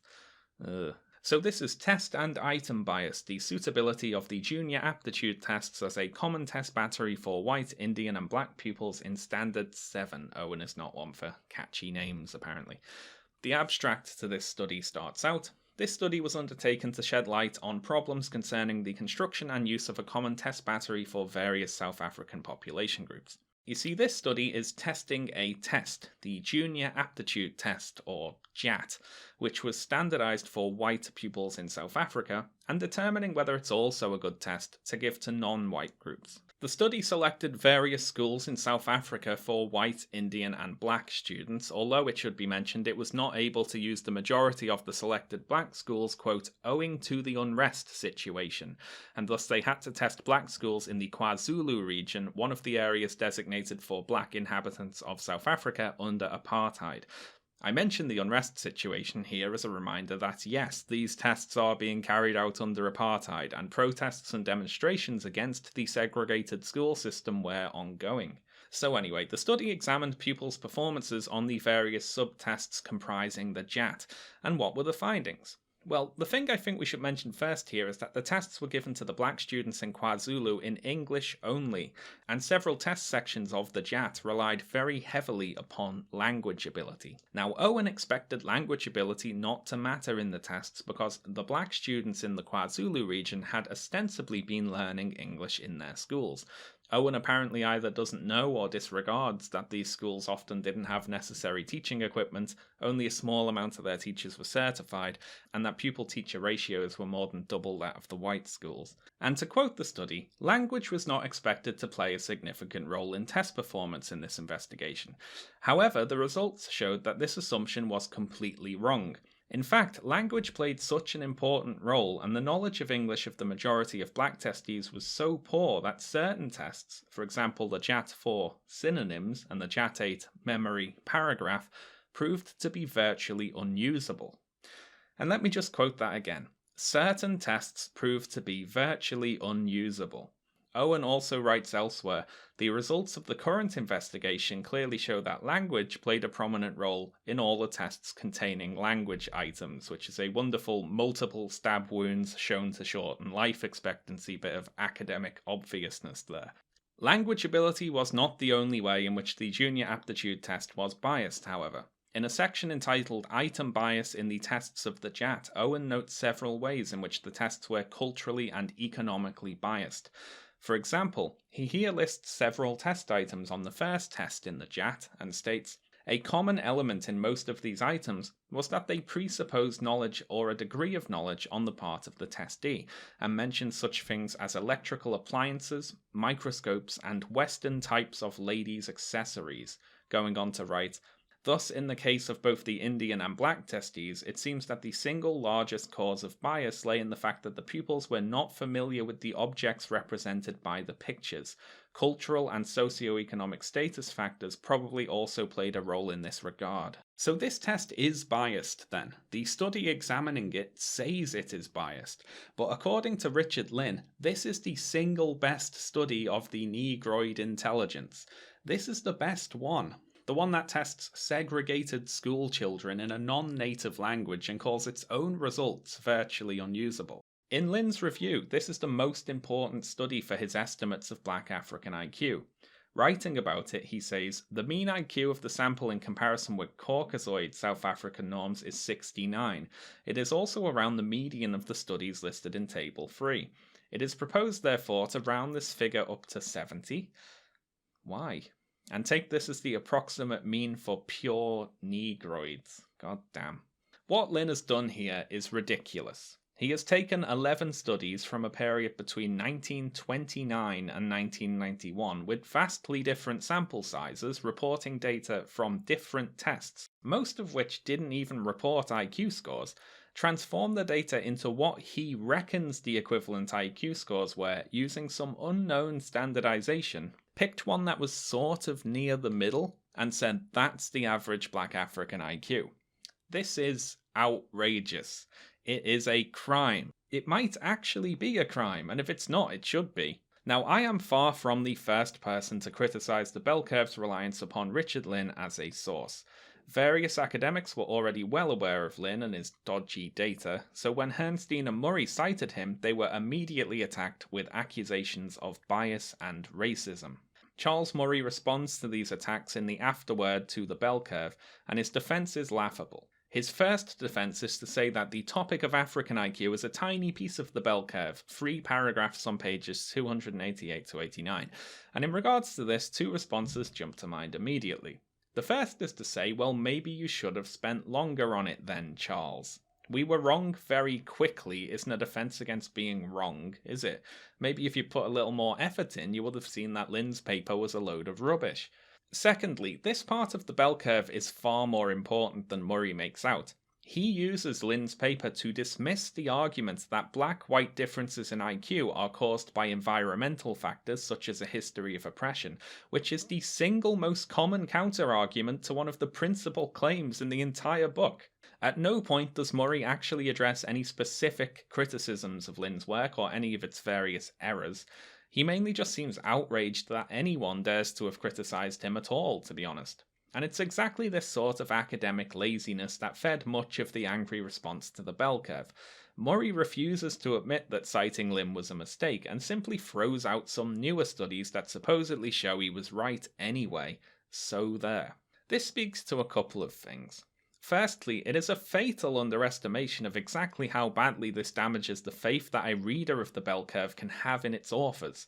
After all, this is not the only time they cite Richard Lynn. He has more than 20 citations in their bibliography, and they thank him specifically in the acknowledgements. If this is the sort of data that Charles Murray is willing to accept as legitimate, how can we trust anything he says anywhere in the book? How can we trust the new studies he brings up to defend Richard Lynn? Personally, I think it would be a mistake to even look at these new studies. Murray's response to having his previous sources called into question is to simply throw out new sources. His response to having these called into question would no doubt be to throw out more. The responsibility for checking whether his sources are trustworthy or accurate has been moved from Murray to his critics. They're the ones doing the reading and the fact-checking, whereas he never gets held to account. So long as we all understand that, however, I suppose we can take a brief peek. So, Murray says, let me turn to 2 studies post-dating Richard Lynn's review that we cite on page 289. One was a South African study led by Kenneth Owen, published in the refereed British journal Personality and Individual Differences. So this was the suitability of Raven's standard progressive matrices for various groups in South Africa, a paper that was published in 1992. So we are still in apartheid South Africa. And this study tested black students from the KwaZulu region, the same as one of the studies from Richard Lynn's review. It even has the same author. So this is not a great showing with the first study here.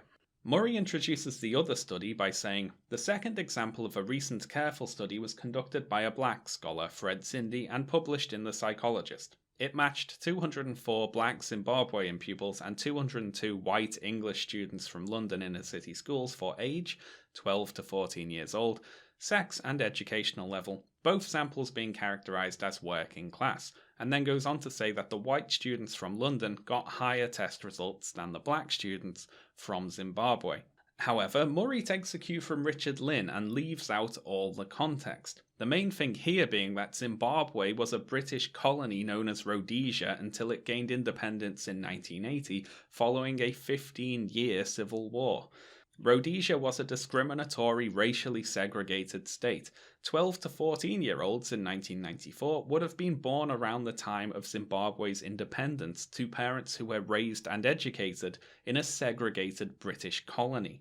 Which makes the comparison to the children of Londoners all the more ridiculous here. The children of the colonised country are being measured against the children of the colonising country. Fred Zindi, the professor who authored the study, more recently spoke about his earlier work in the following way. For many years, African countries have depended upon the use of Western-designed psychometric instruments such as Raven's progressive matrices and some others. Such tests, standardized in Western cultures using Western cultural values, have been found to be useful to a certain extent. In many cases, interpretation of results from Western design tests have however been distorted to suit Western stereotypes about other nations. Zindi 1994. A very important point which Lynn and Murray would do well to take on board. Murray reveals a misunderstanding of the criticisms raised against the bell curve when he goes on to say that the problem is not, as often alleged, that such studies are written by racists. In the two instances just cited, a charge belied by Owen's scholarly reputation and by Zindi's race, but that the African story is still so incomplete. What Murray gets wrong here, beyond the implication that a scholarly reputation could not also be accompanied by racism, is that the allegation is not that these studies are written by racists, it's that the studies are being deliberately misinterpreted and misrepresented by racists. Racists like Richard Lynn, who strip from the studies all context and analysis and use them to push a racist worldview. Murray fails to see that the problem is not that it is impossible to find other studies that have similar results to the ones cited in the bell curve. It's that he's willing to treat data collected in a segregated white supremacist state as a legitimate source to inform us about inherent racial differences. That is the issue here. On a more general note, what Murray writes in the afterword and how he writes it shows us exactly how little respect he has for what should be treated as a sensitive topic. The subject of his writing is potential differences in native ability between racial groups, and discussing that requires a level of tact and consideration that is totally absent here. You cannot half-arse the science with this stuff. Murray's refusal to respond directly to criticism of his sources here exposes him as a fraud. We're going to move on now and consider how the bell curve measures intelligence against socioeconomic status in determining one's life outcomes, but I'd like you to keep in mind, if possible, several of the things we've talked about so far. The difficulty in defining intelligence, the difficulties in testing for intelligence, the bell curve's missing genetic evidence for IQ, and of course the incredibly shoddy sources that Herrnstein and Murray are apparently willing to accept. When we see a graph measuring intelligence against environment, we should not be fooled into thinking that that intelligence was legitimately or accurately calculated. Anyway, to the claim, one's IQ is more important than one's social background in determining one's life outcomes. To address this claim, we first need to define the terms. We know by now how Herrnstein and Murray have been determining the IQ of the people they're examining by using their scores on the Armed Forces Qualifying Test. But in order to make comparisons to their IQ, how is the bell curve determining those people's socioeconomic status? Let's take as an example poverty from Chapter 5 of the bell curve titled Poverty. Herrnstein and Murray want to compare low intelligence with low socioeconomic status as causes for poverty to figure out which is more important. They use the survey respondents' AFQT scores as their data for intelligence, and they use socioeconomic information provided by the respondents to build what they call an index of socioeconomic status. Both of these are then compared with the likelihood of the respondents being below the poverty line a decade later, and of course Herrnstein and Murray find that intelligence is the better predictor of poverty. So I guess we'd better examine exactly how Herrnstein and Murray constructed their index of socioeconomic status. But before we get to that, I'd like to propose a question for us to answer. What environmental factors would you deem important with regards to the likelihood of a young person being in poverty? And let's discuss a few possibilities here.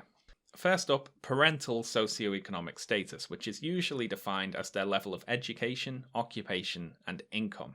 I think we'd all agree that is fairly important. Families that have a larger income are less likely to be in poverty.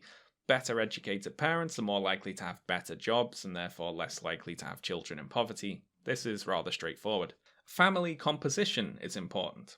A family with a particular income and living space stretched to take care of 6 children, say, is going to have a harder time than a family with the same income and living space but only 1 child to take care of. So, number of siblings is important, as is whether or not the individual was raised in a 2-parent family. 2 parents typically means more resources and therefore less chance of being in poverty. The area where someone lives is very important. One family with a particular income might have a very different living experience to another family with the same income that lives in a different area. And this could be for a variety of reasons. Average living expenses like rent, food, and other costs that vary from place to place. The average crime rate, the unemployment rate, that can be very important for determining one's chance of being in poverty. Seems fairly obvious to mention, but you're going to have an easier time finding an income in an area with many jobs than an area with few jobs. Another reason the area someone lives is important to us here is school quality, which should be particularly noteworthy given that we're measuring all of this against performance on an academic test.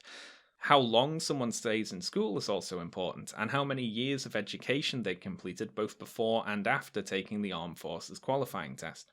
Familial wealth is important, and this is a separate issue to income. One person with a particular income whose rich parents bought them a house and a car and paid their way through college is going to have a different experience to a person on the same income but who has to pay off debts related to all of those things.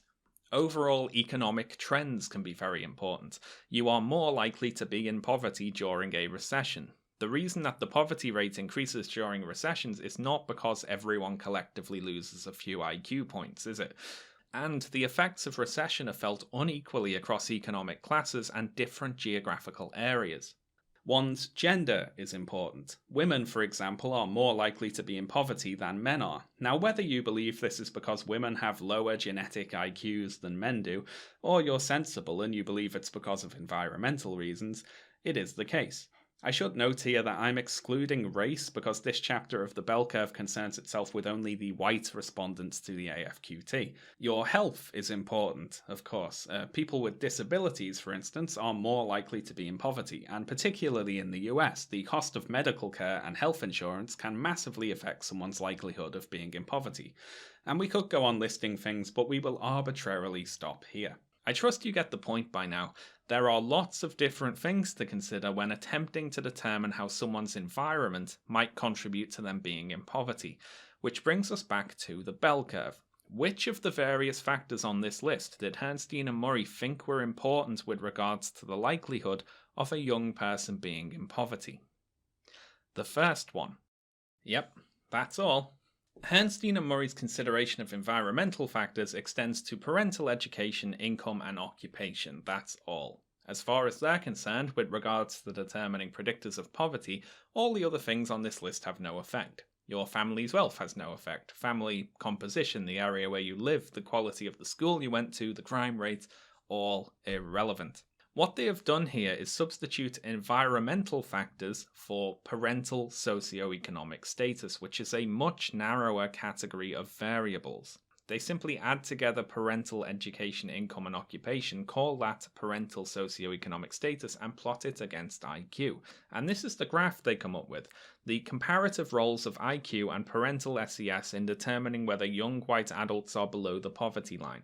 It shows that people with low IQs are more likely to be in poverty than people whose parents had a low SES, and also the reverse. High IQ people are less likely to be in poverty than people whose parents had a high SES.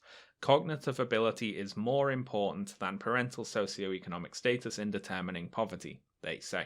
But of course, as we have seen, their consideration of environmental factors here is laughably narrow. They only want to consider as valid things that fall under their definition of parental SES, and they ignore all the other relevant environmental factors. What would happen to this graph if we also considered the various other things that Herrnstein and Murray leave out of their analysis? Now, I don't know how to do regression analysis, unfortunately, but the book Inequality by Design was written by some people who do know how to do regression analysis, and they do exactly what we're looking for here. Firstly, they recreate Herrnstein and Murray's calculations using their data. They then use the National Longitudinal Survey of Youth responses to add more environmental data to the analysis. Their first updated graph changes parental SES to parental home environment, adding for consideration things like the number of siblings and whether the household has two parents. As we can see, AFQT score is still more important than parental home environment, but now the two are much closer together. Next up, they add community environment to home environment, considering the region where the respondent lived when they took the test and the school that they attended. Doing this, we see that AFQT score and social environment are now equal. Next, they add for consideration the number of years of education of the respondents to the survey, and by now the AFQT score has slipped below the combined environmental factors in importance. Using the same statistical methods and dataset as the bell curve, Inequality by Design's analysis shows that environmental factors are more important than AFQT score in determining the probability of being in poverty, and this is shown using only the limited data available in the National Longitudinal Survey of Youth, remember. Inequality by Design adds to the analysis only a few of the conceivable socioeconomic factors that are ignored by Herrnstein and Murray. If we were to continue adding in available factors to consider, the effect of IQ would get weaker and weaker. And lest you think Inequality by Design's analysis was a one-off, the authors of Intelligence, Genes and Success also reanalyzed the NLSY data, and with regards to how much cognitive ability accounts for differences in wages between people, say the following. However, our results conflict with the predictions of Herrnstein and Murray. Ability factors other than G are economically useful. Compared with education, family background, and region of residence, G explains little of the variance in wages. If there exists some X factor that can explain the large residuals common in wage regressions, it is not measured cognitive ability. In summary, our reanalyses of the NLSY data originally analysed by Herrnstein and Murray show measured cognitive ability is correlated with wages, but explains little of the variance in wages across individuals and time. Later in this chapter, Herrnstein and Murray use this same narrowly defined parental SES to consider which young people will drop out of school, get a college degree, be unemployed, have children out of wedlock, be on welfare, and so on. To be fair, sometimes they do add other factors to consider, but again, only when they personally, subjectively, decide those factors are important. All their comparisons between IQ and SES that inform their later policy proposals are based upon this calculated decision to not consider the full range of relevant environmental factors. And there's two other important points that we have to keep in mind here. The first is that we have been assuming that AFQT score is a legitimate stand-in for cognitive ability, which, given all the potential problems with intelligence testing we've already discussed, is a bit of a stretch. The second thing we need to remember is that Herrnstein and Murray's estimation of IQ is that it is only 60% genetically heritable. That would mean, according to their flawed understanding of heritability anyway, that 40% of the IQ score in their calculations originated from environmental factors. Considering all these things together, the case for IQ here is looking incredibly flimsy. So as we've seen, once you add more factors to consider, environment trumps IQ. So we now have to ask, is this a legitimate thing to do, statistically speaking? The bell curve anticipates being criticised in this manner. In a section titled, "But what about other explanations?" they write, "We can already hear critics saying, if only they'd added this other variable to the analysis, they would have seen that intelligence has nothing to do with X. At this point, however, statistical analysis can become a bottomless pit. It is not uncommon in technical journals to read articles built around the estimated effects of a dozen or more independent variables. Sometimes the entire set of variables is loaded into a single regression equation. Sometimes sets of equations are used, modelling even more complex relationships in which all the variables can exert mutual effects on one another. Why should we not press forward? Why not also ask if religious background has an effect on the decision to go on welfare, for example? It's an interesting question, as are 50 others that might come to mind. This is the first of two defenses by Herrnstein and Murray where they argue that it would just be too complicated to consider all the factors. Why there could be 50 environmental variables affecting someone's likelihood of being in poverty, that's just too many. It would be too complex. Our graph wouldn't make any sense if we did that. So instead of 50, we're just going to consider, 2. This is a result of treating the method of investigation as more important than getting accurate results. If you can't use regression analysis to fairly compare IQ to all the relevant environmental factors, don't. You don't actually have to do this. Herrnstein and Murray's second defense is even more telling than the first. Our principle was to explore additional dynamics when there was another factor that was not only conceivably important, but for clear logical reasons might be important because of dynamics having little or nothing to do with IQ. This last proviso is crucial, for one of the most common misuses of regression analysis is to introduce an additional variable that in reality is mostly another expression of variables that are already in the equation. So what Herrnstein and Murray are saying is that they dismissed variables if they deemed them to merely be mostly expressions of IQ, which is already in the equation. They only considered additional factors when they had little or nothing to do with IQ and were, quote, conceivably important. Which should lead us to ask a question. How are Herrnstein and Murray deciding which variables are conceivably important? And how are they deciding how much they have to do with IQ? And the answer, of course, is subjectively. They're only considering things that they reckon are important. You see, the problem with Herrnstein and Murray dismissing variables that they have subjectively decided are merely expressions of cognitive ability here is that they think that socioeconomic status itself is an expression of cognitive ability. Later in the book, when criticizing the practice of controlling for SES between racial groups, they write, "The difficulty comes in interpreting what it means to control for socioeconomic status.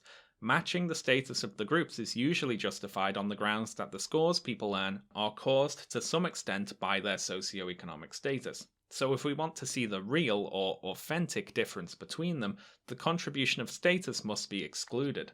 The trouble is that socioeconomic status is also a result of cognitive ability, as people of high and low cognitive ability move to correspondingly high and low places in the socioeconomic continuum." Now this is circular logic. Herrnstein and Murray claim to be limiting which factors they're considering to avoid including those which are merely expressions of other factors, but their main comparison here is between cognitive ability and socioeconomic status, which they elsewhere argue is a result of cognitive ability. Using this framework, where cognitive ability determines both IQ and socioeconomic status, the whole series of comparisons from this chapter of the bell curve seems cynical and unnecessary.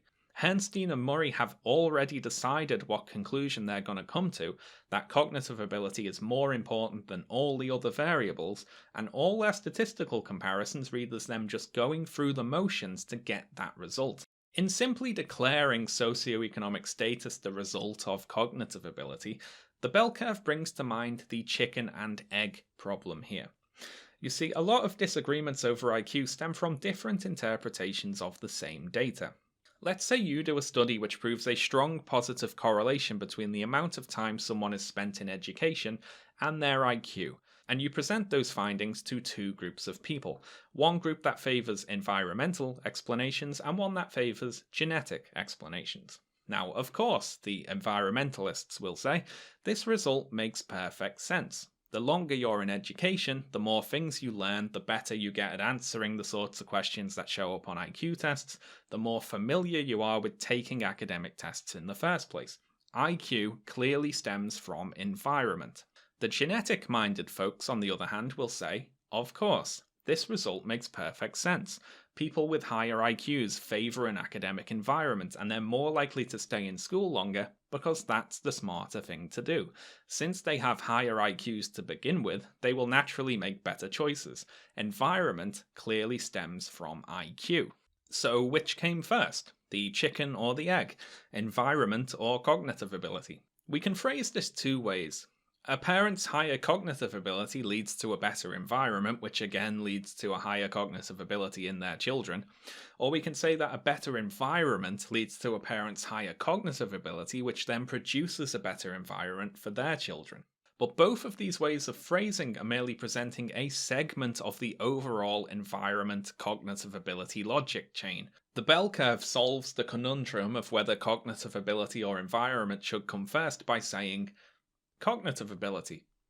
That's first. We like that one the most, so that's the one that comes first. But of course, this is completely arbitrary and also, ultimately, incorrect. To understand this, we need to talk about another of the main problems with the scientific argument of the bell curve, which is that Herrnstein and Murray are conspicuously uninterested in the causes of the things that they're talking about. Much of the bell curve, for instance, is concerned with proving that there are substantial differences in cognitive ability between different designated racial groups. But what Herrnstein and Murray never seriously concern themselves with is why this supposed divergence happened. Population groups don't evolve to be different for no reason, do they? If one group developed better cognitive skills than another group, there would have to be some mechanism there that was leading to higher cognitive ability in that group, or I suppose leading to lower cognitive ability in the other group. Now this could simply be direct evolutionary pressure, as in different levels of cognitive ability in different groups are being directly selected for. Or it could be an indirect, unintended effect of a different trait being selected for, or some sort of genetic drift as generations of different population groups are isolated enough from each other to develop in significantly different ways. Whatever the reason, though, there would have to be a reason, and we should expect a scientist attempting to argue for a substantial difference in ability between different groups to therefore maybe be interested in exactly why this difference came about, right?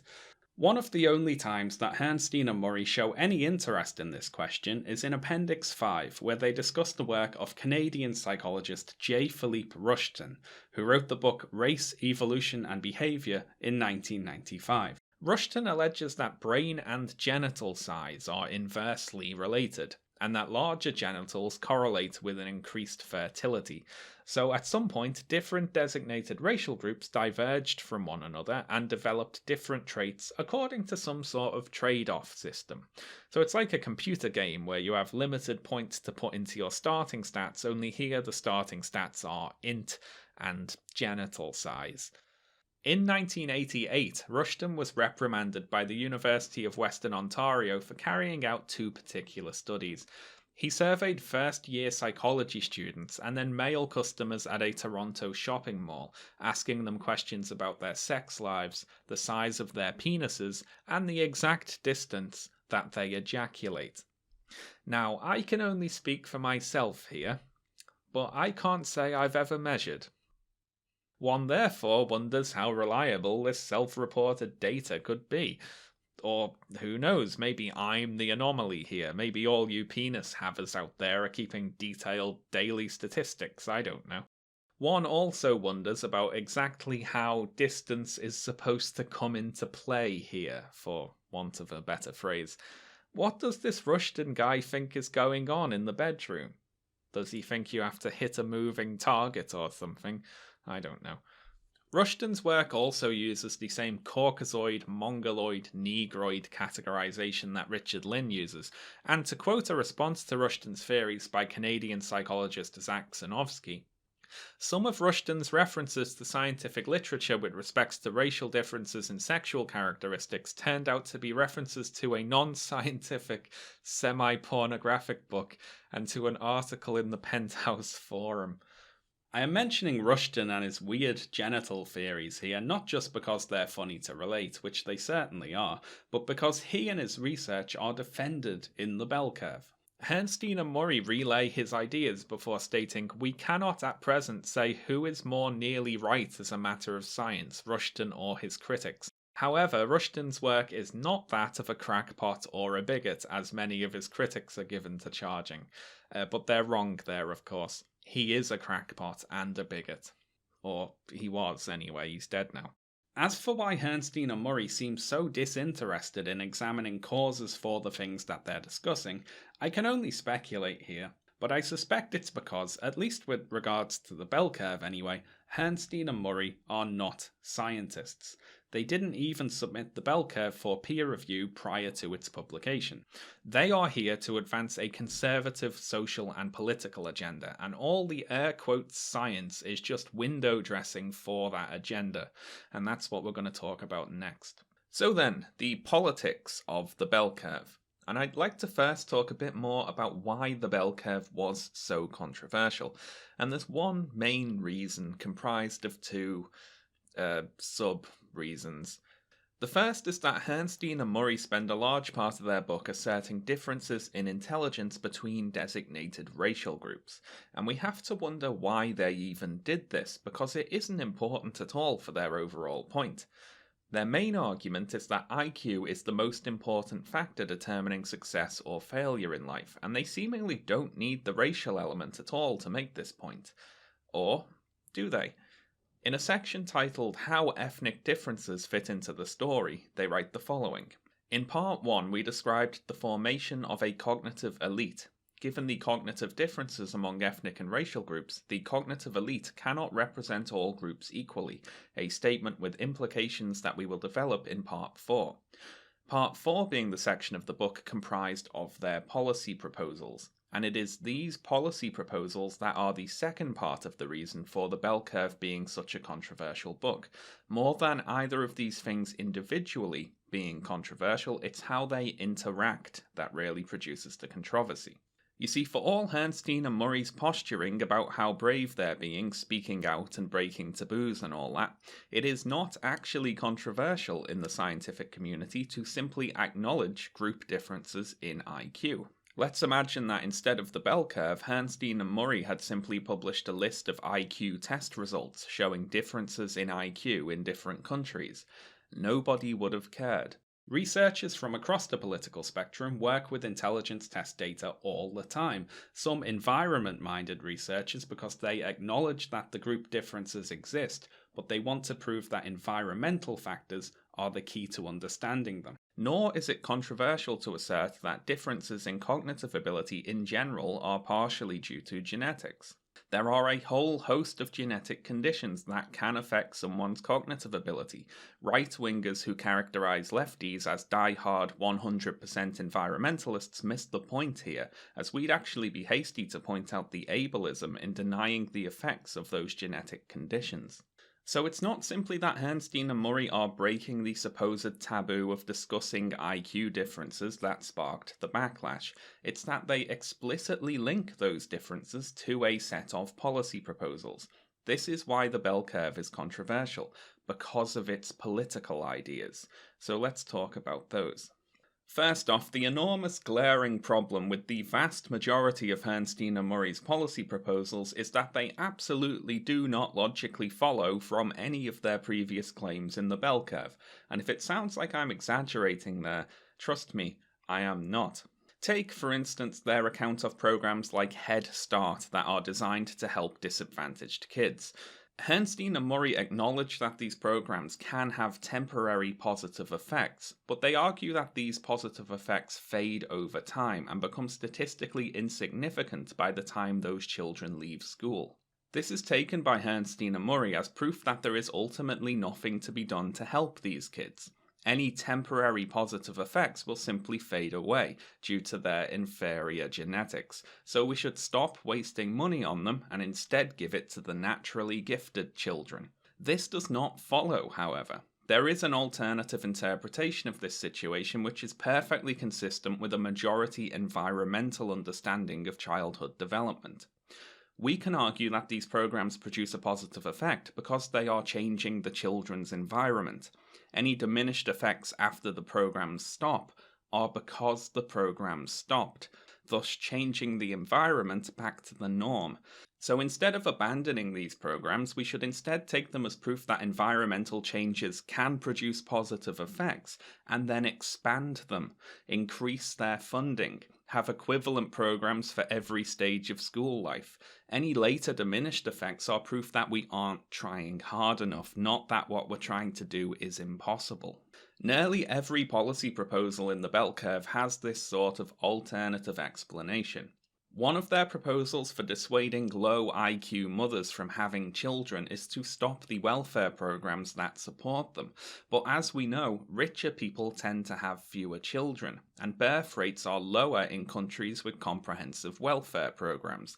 Making these women poorer will not make them have fewer children, and besides, Herrnstein and Murray are arguing that these women are resolutely unintelligent. So if that were true, why would we be expecting them to be able to plan ahead and reason logically that having fewer children is a good idea? That they're not supposed to be able to plan well for the future is kind of the whole point, right?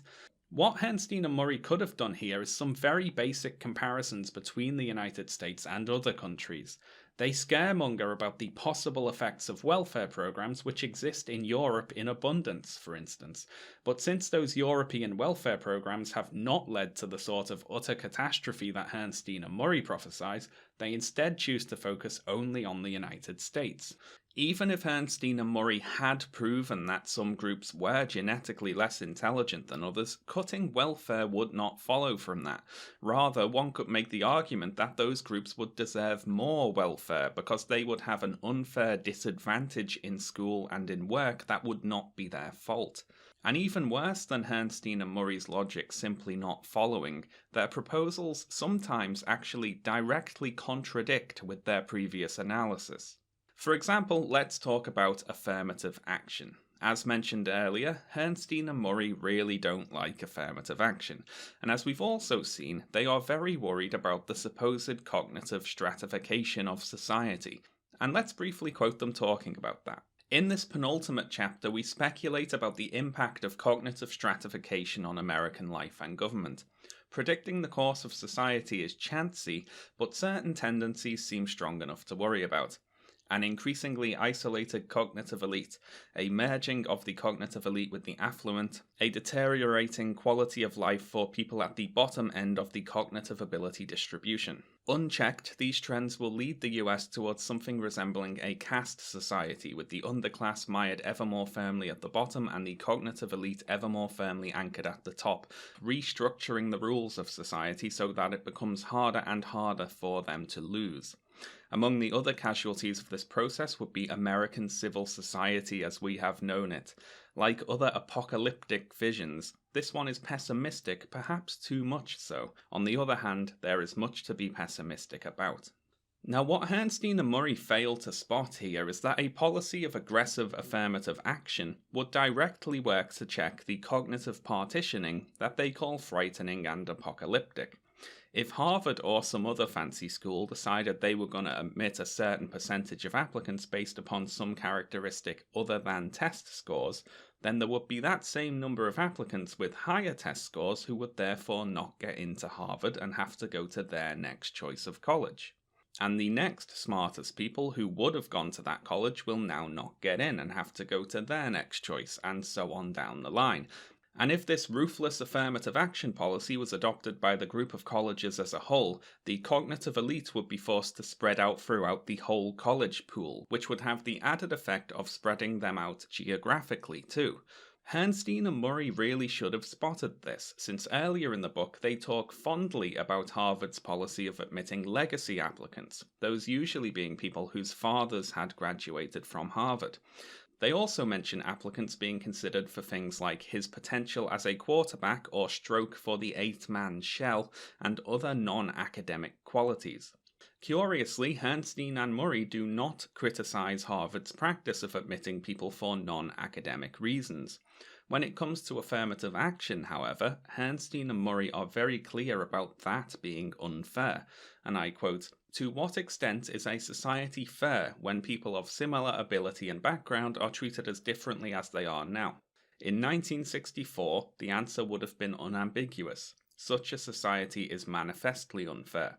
The logic was right then, and right now." So colleges admitting applicants for non-academic reasons, such as their father having gone there, that's okay. It's counteracting the dreaded cognitive partitioning of society, after all.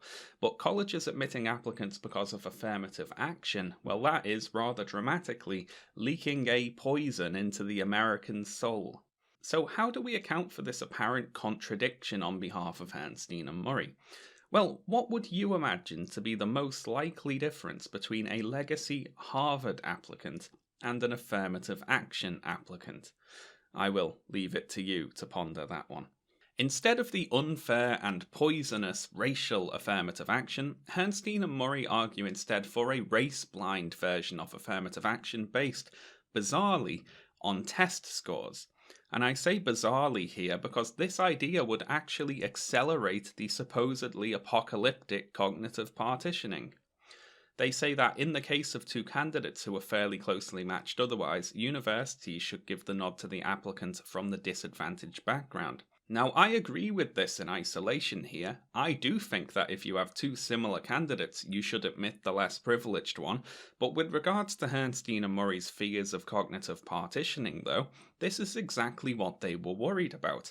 Colleges becoming better at collecting all of society's high IQ people together and funneling them into high IQ jobs in high IQ areas. They've basically said, here's an apocalyptic problem, and now here's how to make it happen faster. And actually, regarding the concept of affirmative action, their logic is all wrong there.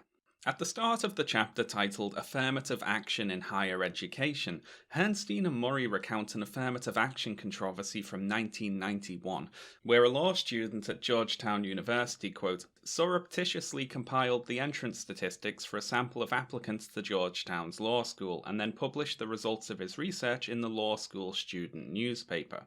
He revealed that the mean on the law school aptitude test differed by a large margin for accepted black and white students.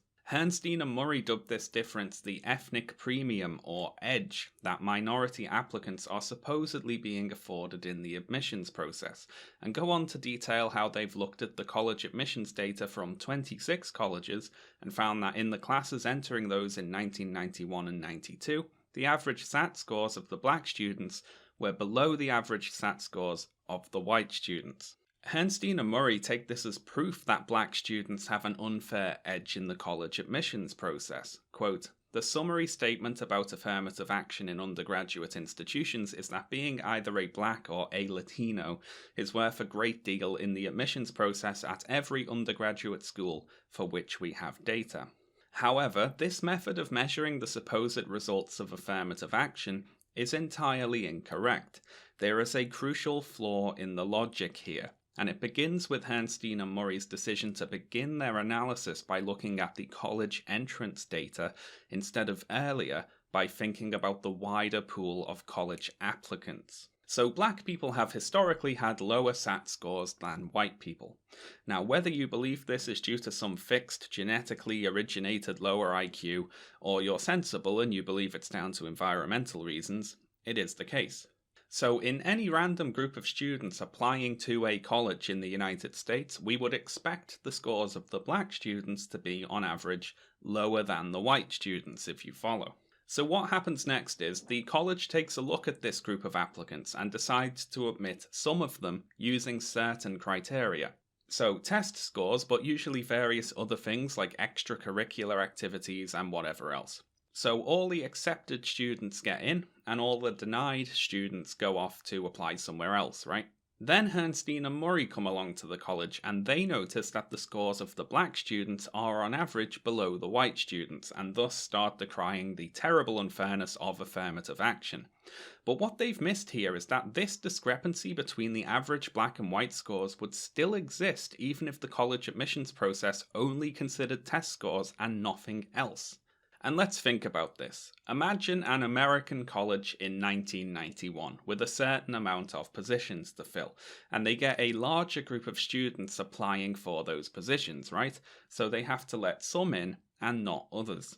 In that group of applicants, there will be a range of test scores, and the black applicants will have, on average, lower scores than the white applicants. And let's say this college only admits people via test scores, so if they have 1,000 positions to fill, they only accept the top 1,000 SAT scores and they send everyone else packing. Now in this group of 1,000 successful applicants, there will still be both black and white people, but of those black people who scored high enough to get in, they will be on average towards the lower end of the range. Meaning the black group average will still be lower than the white group average, even though they all scored high enough to get in.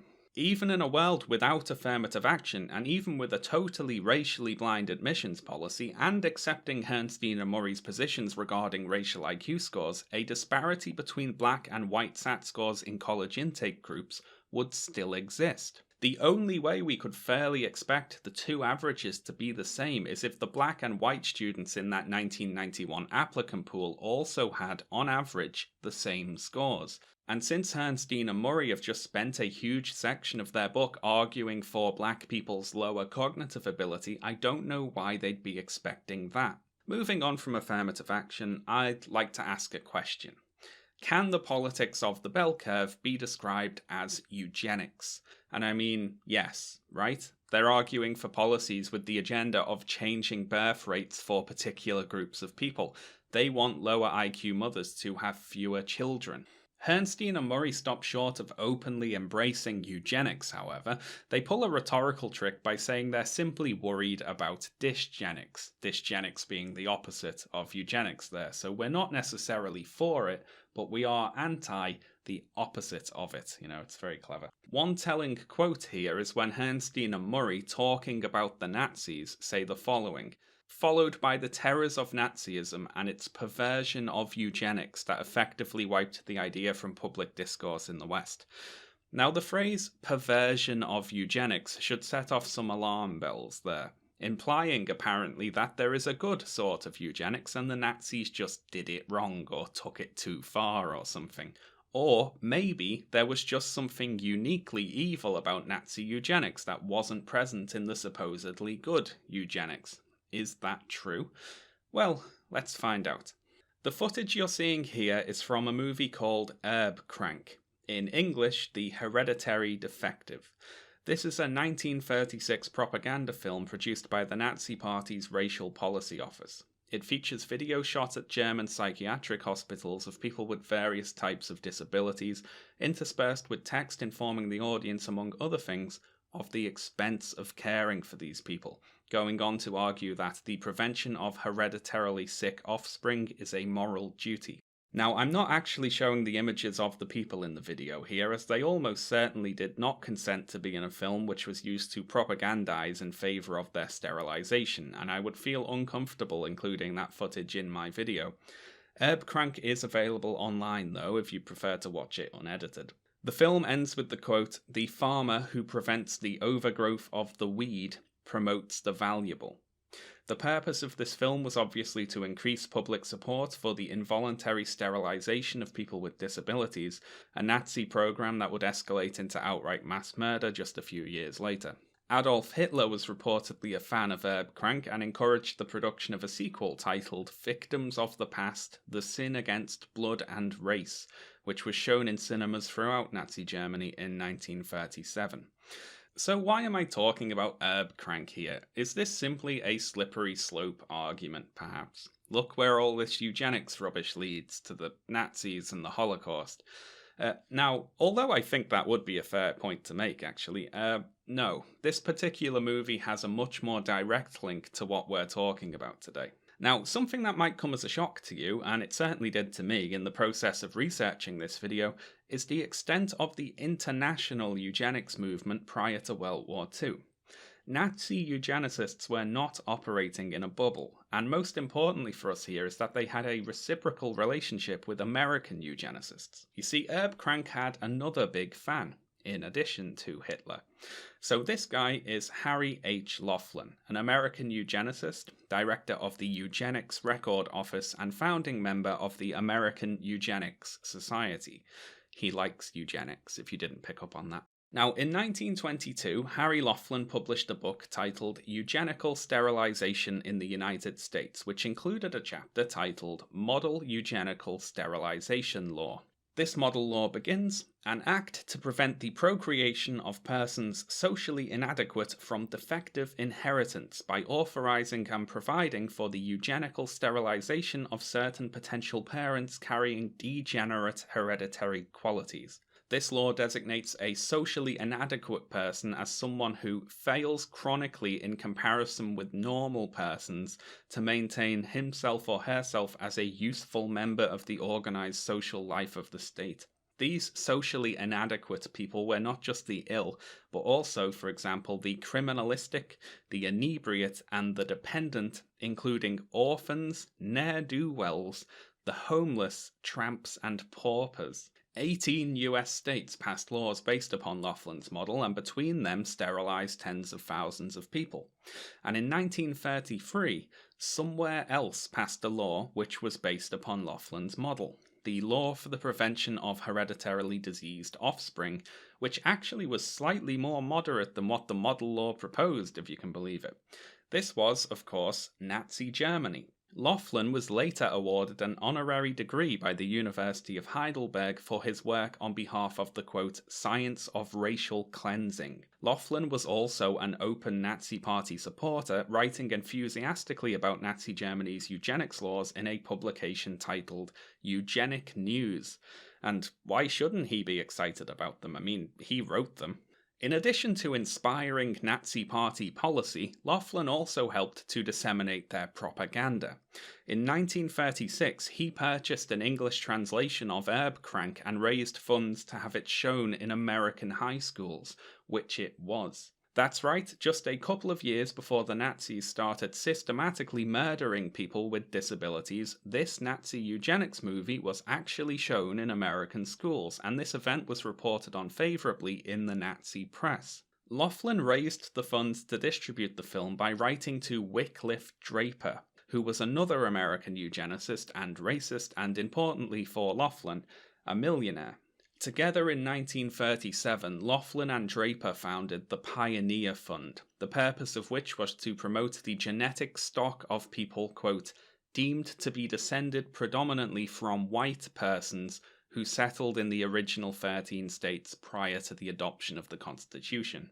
Now, besides subjecting school children to Nazi propaganda, the Pioneer Fund set about supporting massive air quotes research into race betterment, giving enormous grants to any researcher willing to push a pro-eugenics agenda.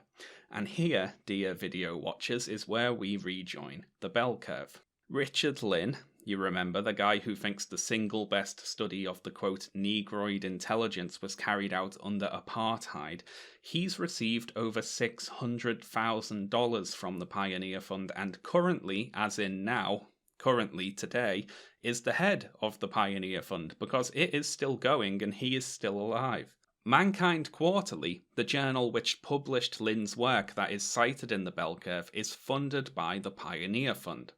Mankind Quarterly includes among its founders Henry Garrett, an American psychologist who testified in favor of segregated schools during Brown versus Board of Education, Corrado Gini, who was president of the Italian Genetics and Eugenics Society in fascist Italy, and Ottmar Freiherr von Verschuer, who was director of the Kaiser Wilhelm Institute of Anthropology, Human Heredity and Eugenics in Nazi Germany, was a member of the Nazi Party, and, believe it or not, the mentor of Joseph Mengele. Joseph Mengele, of course, being the physician at the Auschwitz concentration camp infamous for performing human experimentation on the prisoners. During World War II, Mengele provided Verschuer with human remains from Auschwitz to use in his research into eugenics. That is who founded Mankind Quarterly. Editor of the New Republic, Charles Lane, writing about the bell curve in 1994, noted that 5 articles from the journal, that's Mankind Quarterly, are actually cited in the bell curve's bibliography. But the influence on the book from scholars linked to Mankind Quarterly is more significant. No fewer than 17 researchers cited in the bibliography of the bell curve have contributed to Mankind Quarterly. 10 are present or former editors, or members of its editorial advisory board. J. Philippe Rushton, the guy wandering around asking people how far they can ejaculate, he was president of the Pioneer Fund from 2002 to 2012, received hundreds of thousands of dollars from it, and he used Pioneer funds to mail 40,000 copies of his book Race, Evolution and Behavior to various social scientists. Another Pioneer Fund recipient was American anthropologist Donald Swann. Now, in 1966, Donald Swann was arrested on charges of mail fraud. When the police investigated Swann's apartment, they found an assortment of illegal weapons, a stash of racist literature, Nazi memorabilia including flags and a helmet, and photographs of Swann with members of the American Nazi Party. Oops. Do you remember Linda Gottfredson, the author of the public statement defending the bell curve's claims about intelligence that I mentioned way back at the start of the video? Well, as of 1994, she'd received $267,000 from the Pioneer Fund. And speaking of that public statement, actually, the Southern Poverty Law Center notes that more than 20 of the 52 signatories were themselves Pioneer Fund recipients. And crucially for us here, the Pioneer Fund wanted to fund Richard Herrnstein. The head of the fund prior to J. Philippe Rushton was a lawyer called Harry F. Weyer, and in 1994, the year that the bell curve came out, he told a journalist interviewing him that regarding Herrnstein, we'd have funded him at the drop of a hat, but he never asked. Now, the fact that the bell curve includes among its sources a bunch of people who receive money from the Nazi Fund and publish papers in the Nazi Journal was understandably cause for concern for many when it was published, and this was used frequently to dismiss the book's arguments.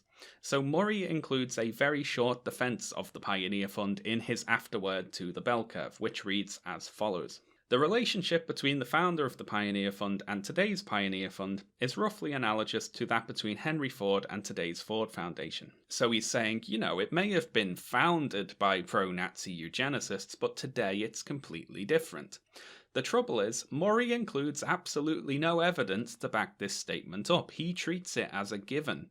But actually, the Pioneer Fund has been unwavering in its support for eugenics over the years. Richard Lynn, the current head of the fund, works with the explicitly white supremacist publication American Renaissance and speaks at their conferences. The white supremacist editor of American Renaissance, Jared Taylor, who viewers of my other videos will remember, is funded by the Pioneer Fund. So I don't buy Charles Murray just saying it has changed. He doesn't give evidence for why he thinks that, and there is ample evidence against it.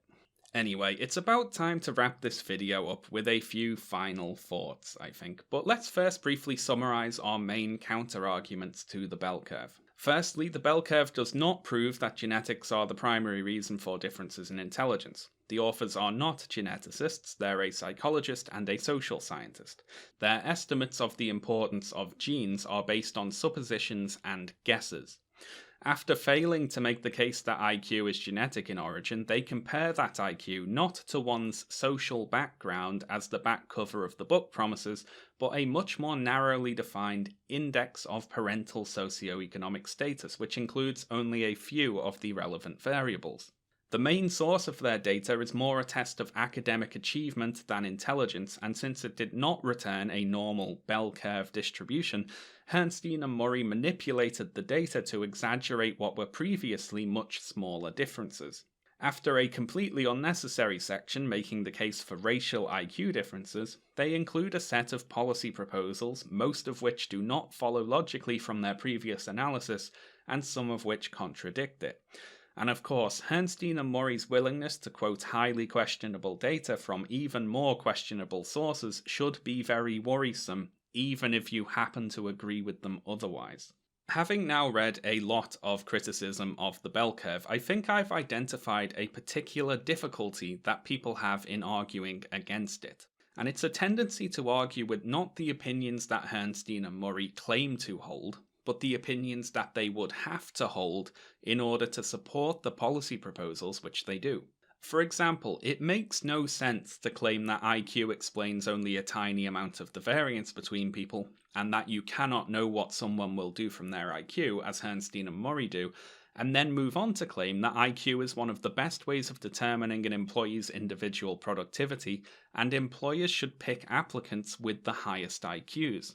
A passing critic of the bell curve who hears this latter claim might then respond, but that makes no sense. IQ explains only a tiny amount of the variance between people. You can't know what someone will do from their IQ. To which defenders of the bell curve respond, aha, you didn't read the book, because they say that in there. Now this gotcha tactic, as satisfying as it might be, does not actually explain the contradiction, however. This is the main rhetorical trick of the bell curve. They pretend to concede to mainstream scientific opinion, but then propose a set of conservative and eugenicist political policies as if they hadn't. Anyone who genuinely believed all the moderate, hedging quotes that Herrnstein and Murray put in the bell curve would not be able to propose the policies that they do. So the critics of the bell curve see these policies and start arguing against the opinions that they assume Herrnstein and Murray would therefore have to hold. Thus, the repeated defense of the bell curve is that the authors can't be racist or biased or bigoted as their critics claim, because in their book, they say that they're not. The critics must therefore have not read the book.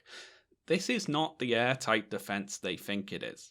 We care about their political proposals, not how moderate they pretended to be in order to camouflage their approach to those political proposals. One could, if one wanted, go through my video and find corresponding quotes in the bell curve for pretty much all of my counter-arguments. See, they also worry about the dangers of social engineering. They also paraphrase Lewontin's thought experiment with the plants. They also talk about the various problems with IQ testing. They also call the existence of G arguable. They say all this in the book, so therefore they've addressed it, and your counter-arguments are nullified, right? The problem is, putting all that in the book didn't stop them from advocating for the political policies that they do, and it should have. If, with regards to how much genes influence intelligence, you spend a whole book saying things like, the state of knowledge does not permit a precise estimate, but then you go on to propose a set of policies that only make sense if intelligence is definitely primarily genetic in origin, you are contradicting yourself.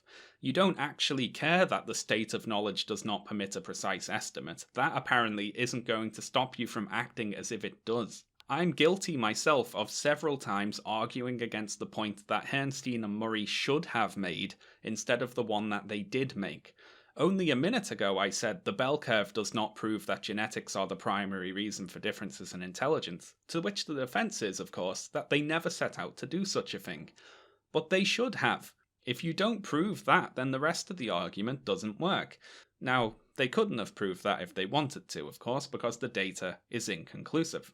Herrnstein and Murray acknowledged the data is inconclusive, but then just keep on trucking, assuming firstly that later genetics research will prove them correct, which it hasn't. The data is still inconclusive 25 years later, and secondly, assuming that any data which trends against their position is due to strictly temporary effects.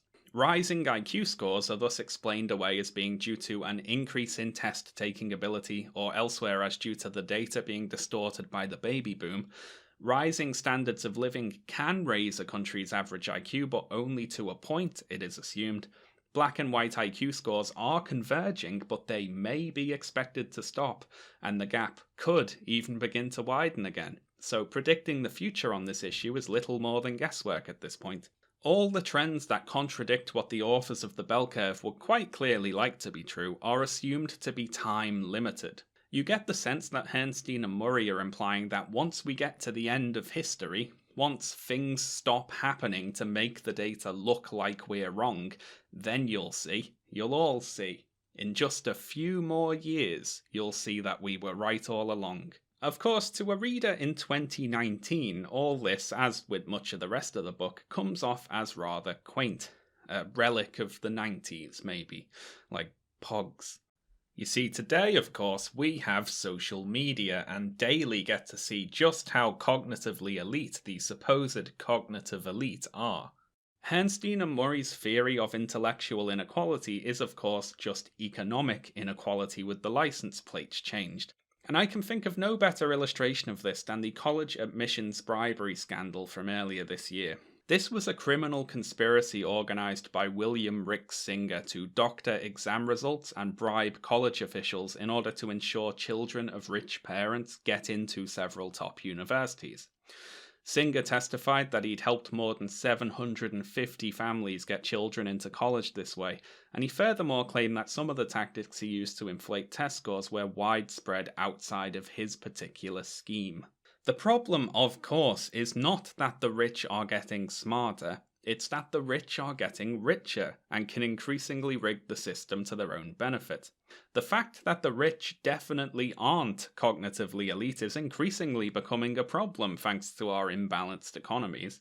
In 2008, this cognitive elite caused an economic crash and had to be bailed out by all the middle bell curve average people. Lastly, here, I'd like to say that the bell curve proves, if anything, that any apprehension the scientific community might have about discussing possible differences in racial cognitive ability would be very well justified. Because what you shouldn't want to happen as a scientist presenting inconclusive evidence for such is for someone hearing that inconclusive evidence to then start using it as a justification to propose eugenicist political policies. The bell curve is all this in one package: inconclusive evidence and eugenicist politics. The bell curve has stuck around not because it breaks new ground or presents new ideas, but because it is a useful pseudo-scientific justification for conservatives looking to cut welfare programs and racists looking to feel justified in their racism. It is a scabrous piece of racial pornography. Thanks for watching, folks. This one took a bit of time to put together, I'm sure you've noticed. 26,000 words this is. Thank you, as always, to my patrons for supporting me so that I can keep making ridiculous videos like this one. If you'd like to join this list of lovely people, I will put a link in the video description below that you can check out if you like.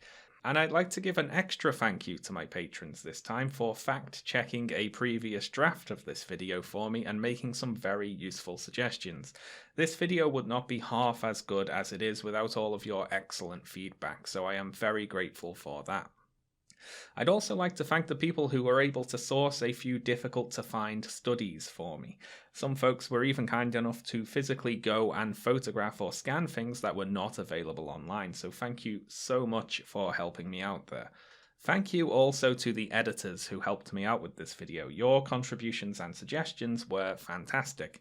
Now, with any project of this length, you inevitably end up with a lot of unused material at the end, and there is so much that I left out here, usually for time reasons, because it would just take too long to explain, or because it was too complicated and beyond my ability to present the information in a way that made sense. If you'd like to look into the various subjects mentioned today in more depth than I do in the video, I would recommend checking out the sources and reading list below. Righty-ho, that's all from me today, folks. I'll see you next time.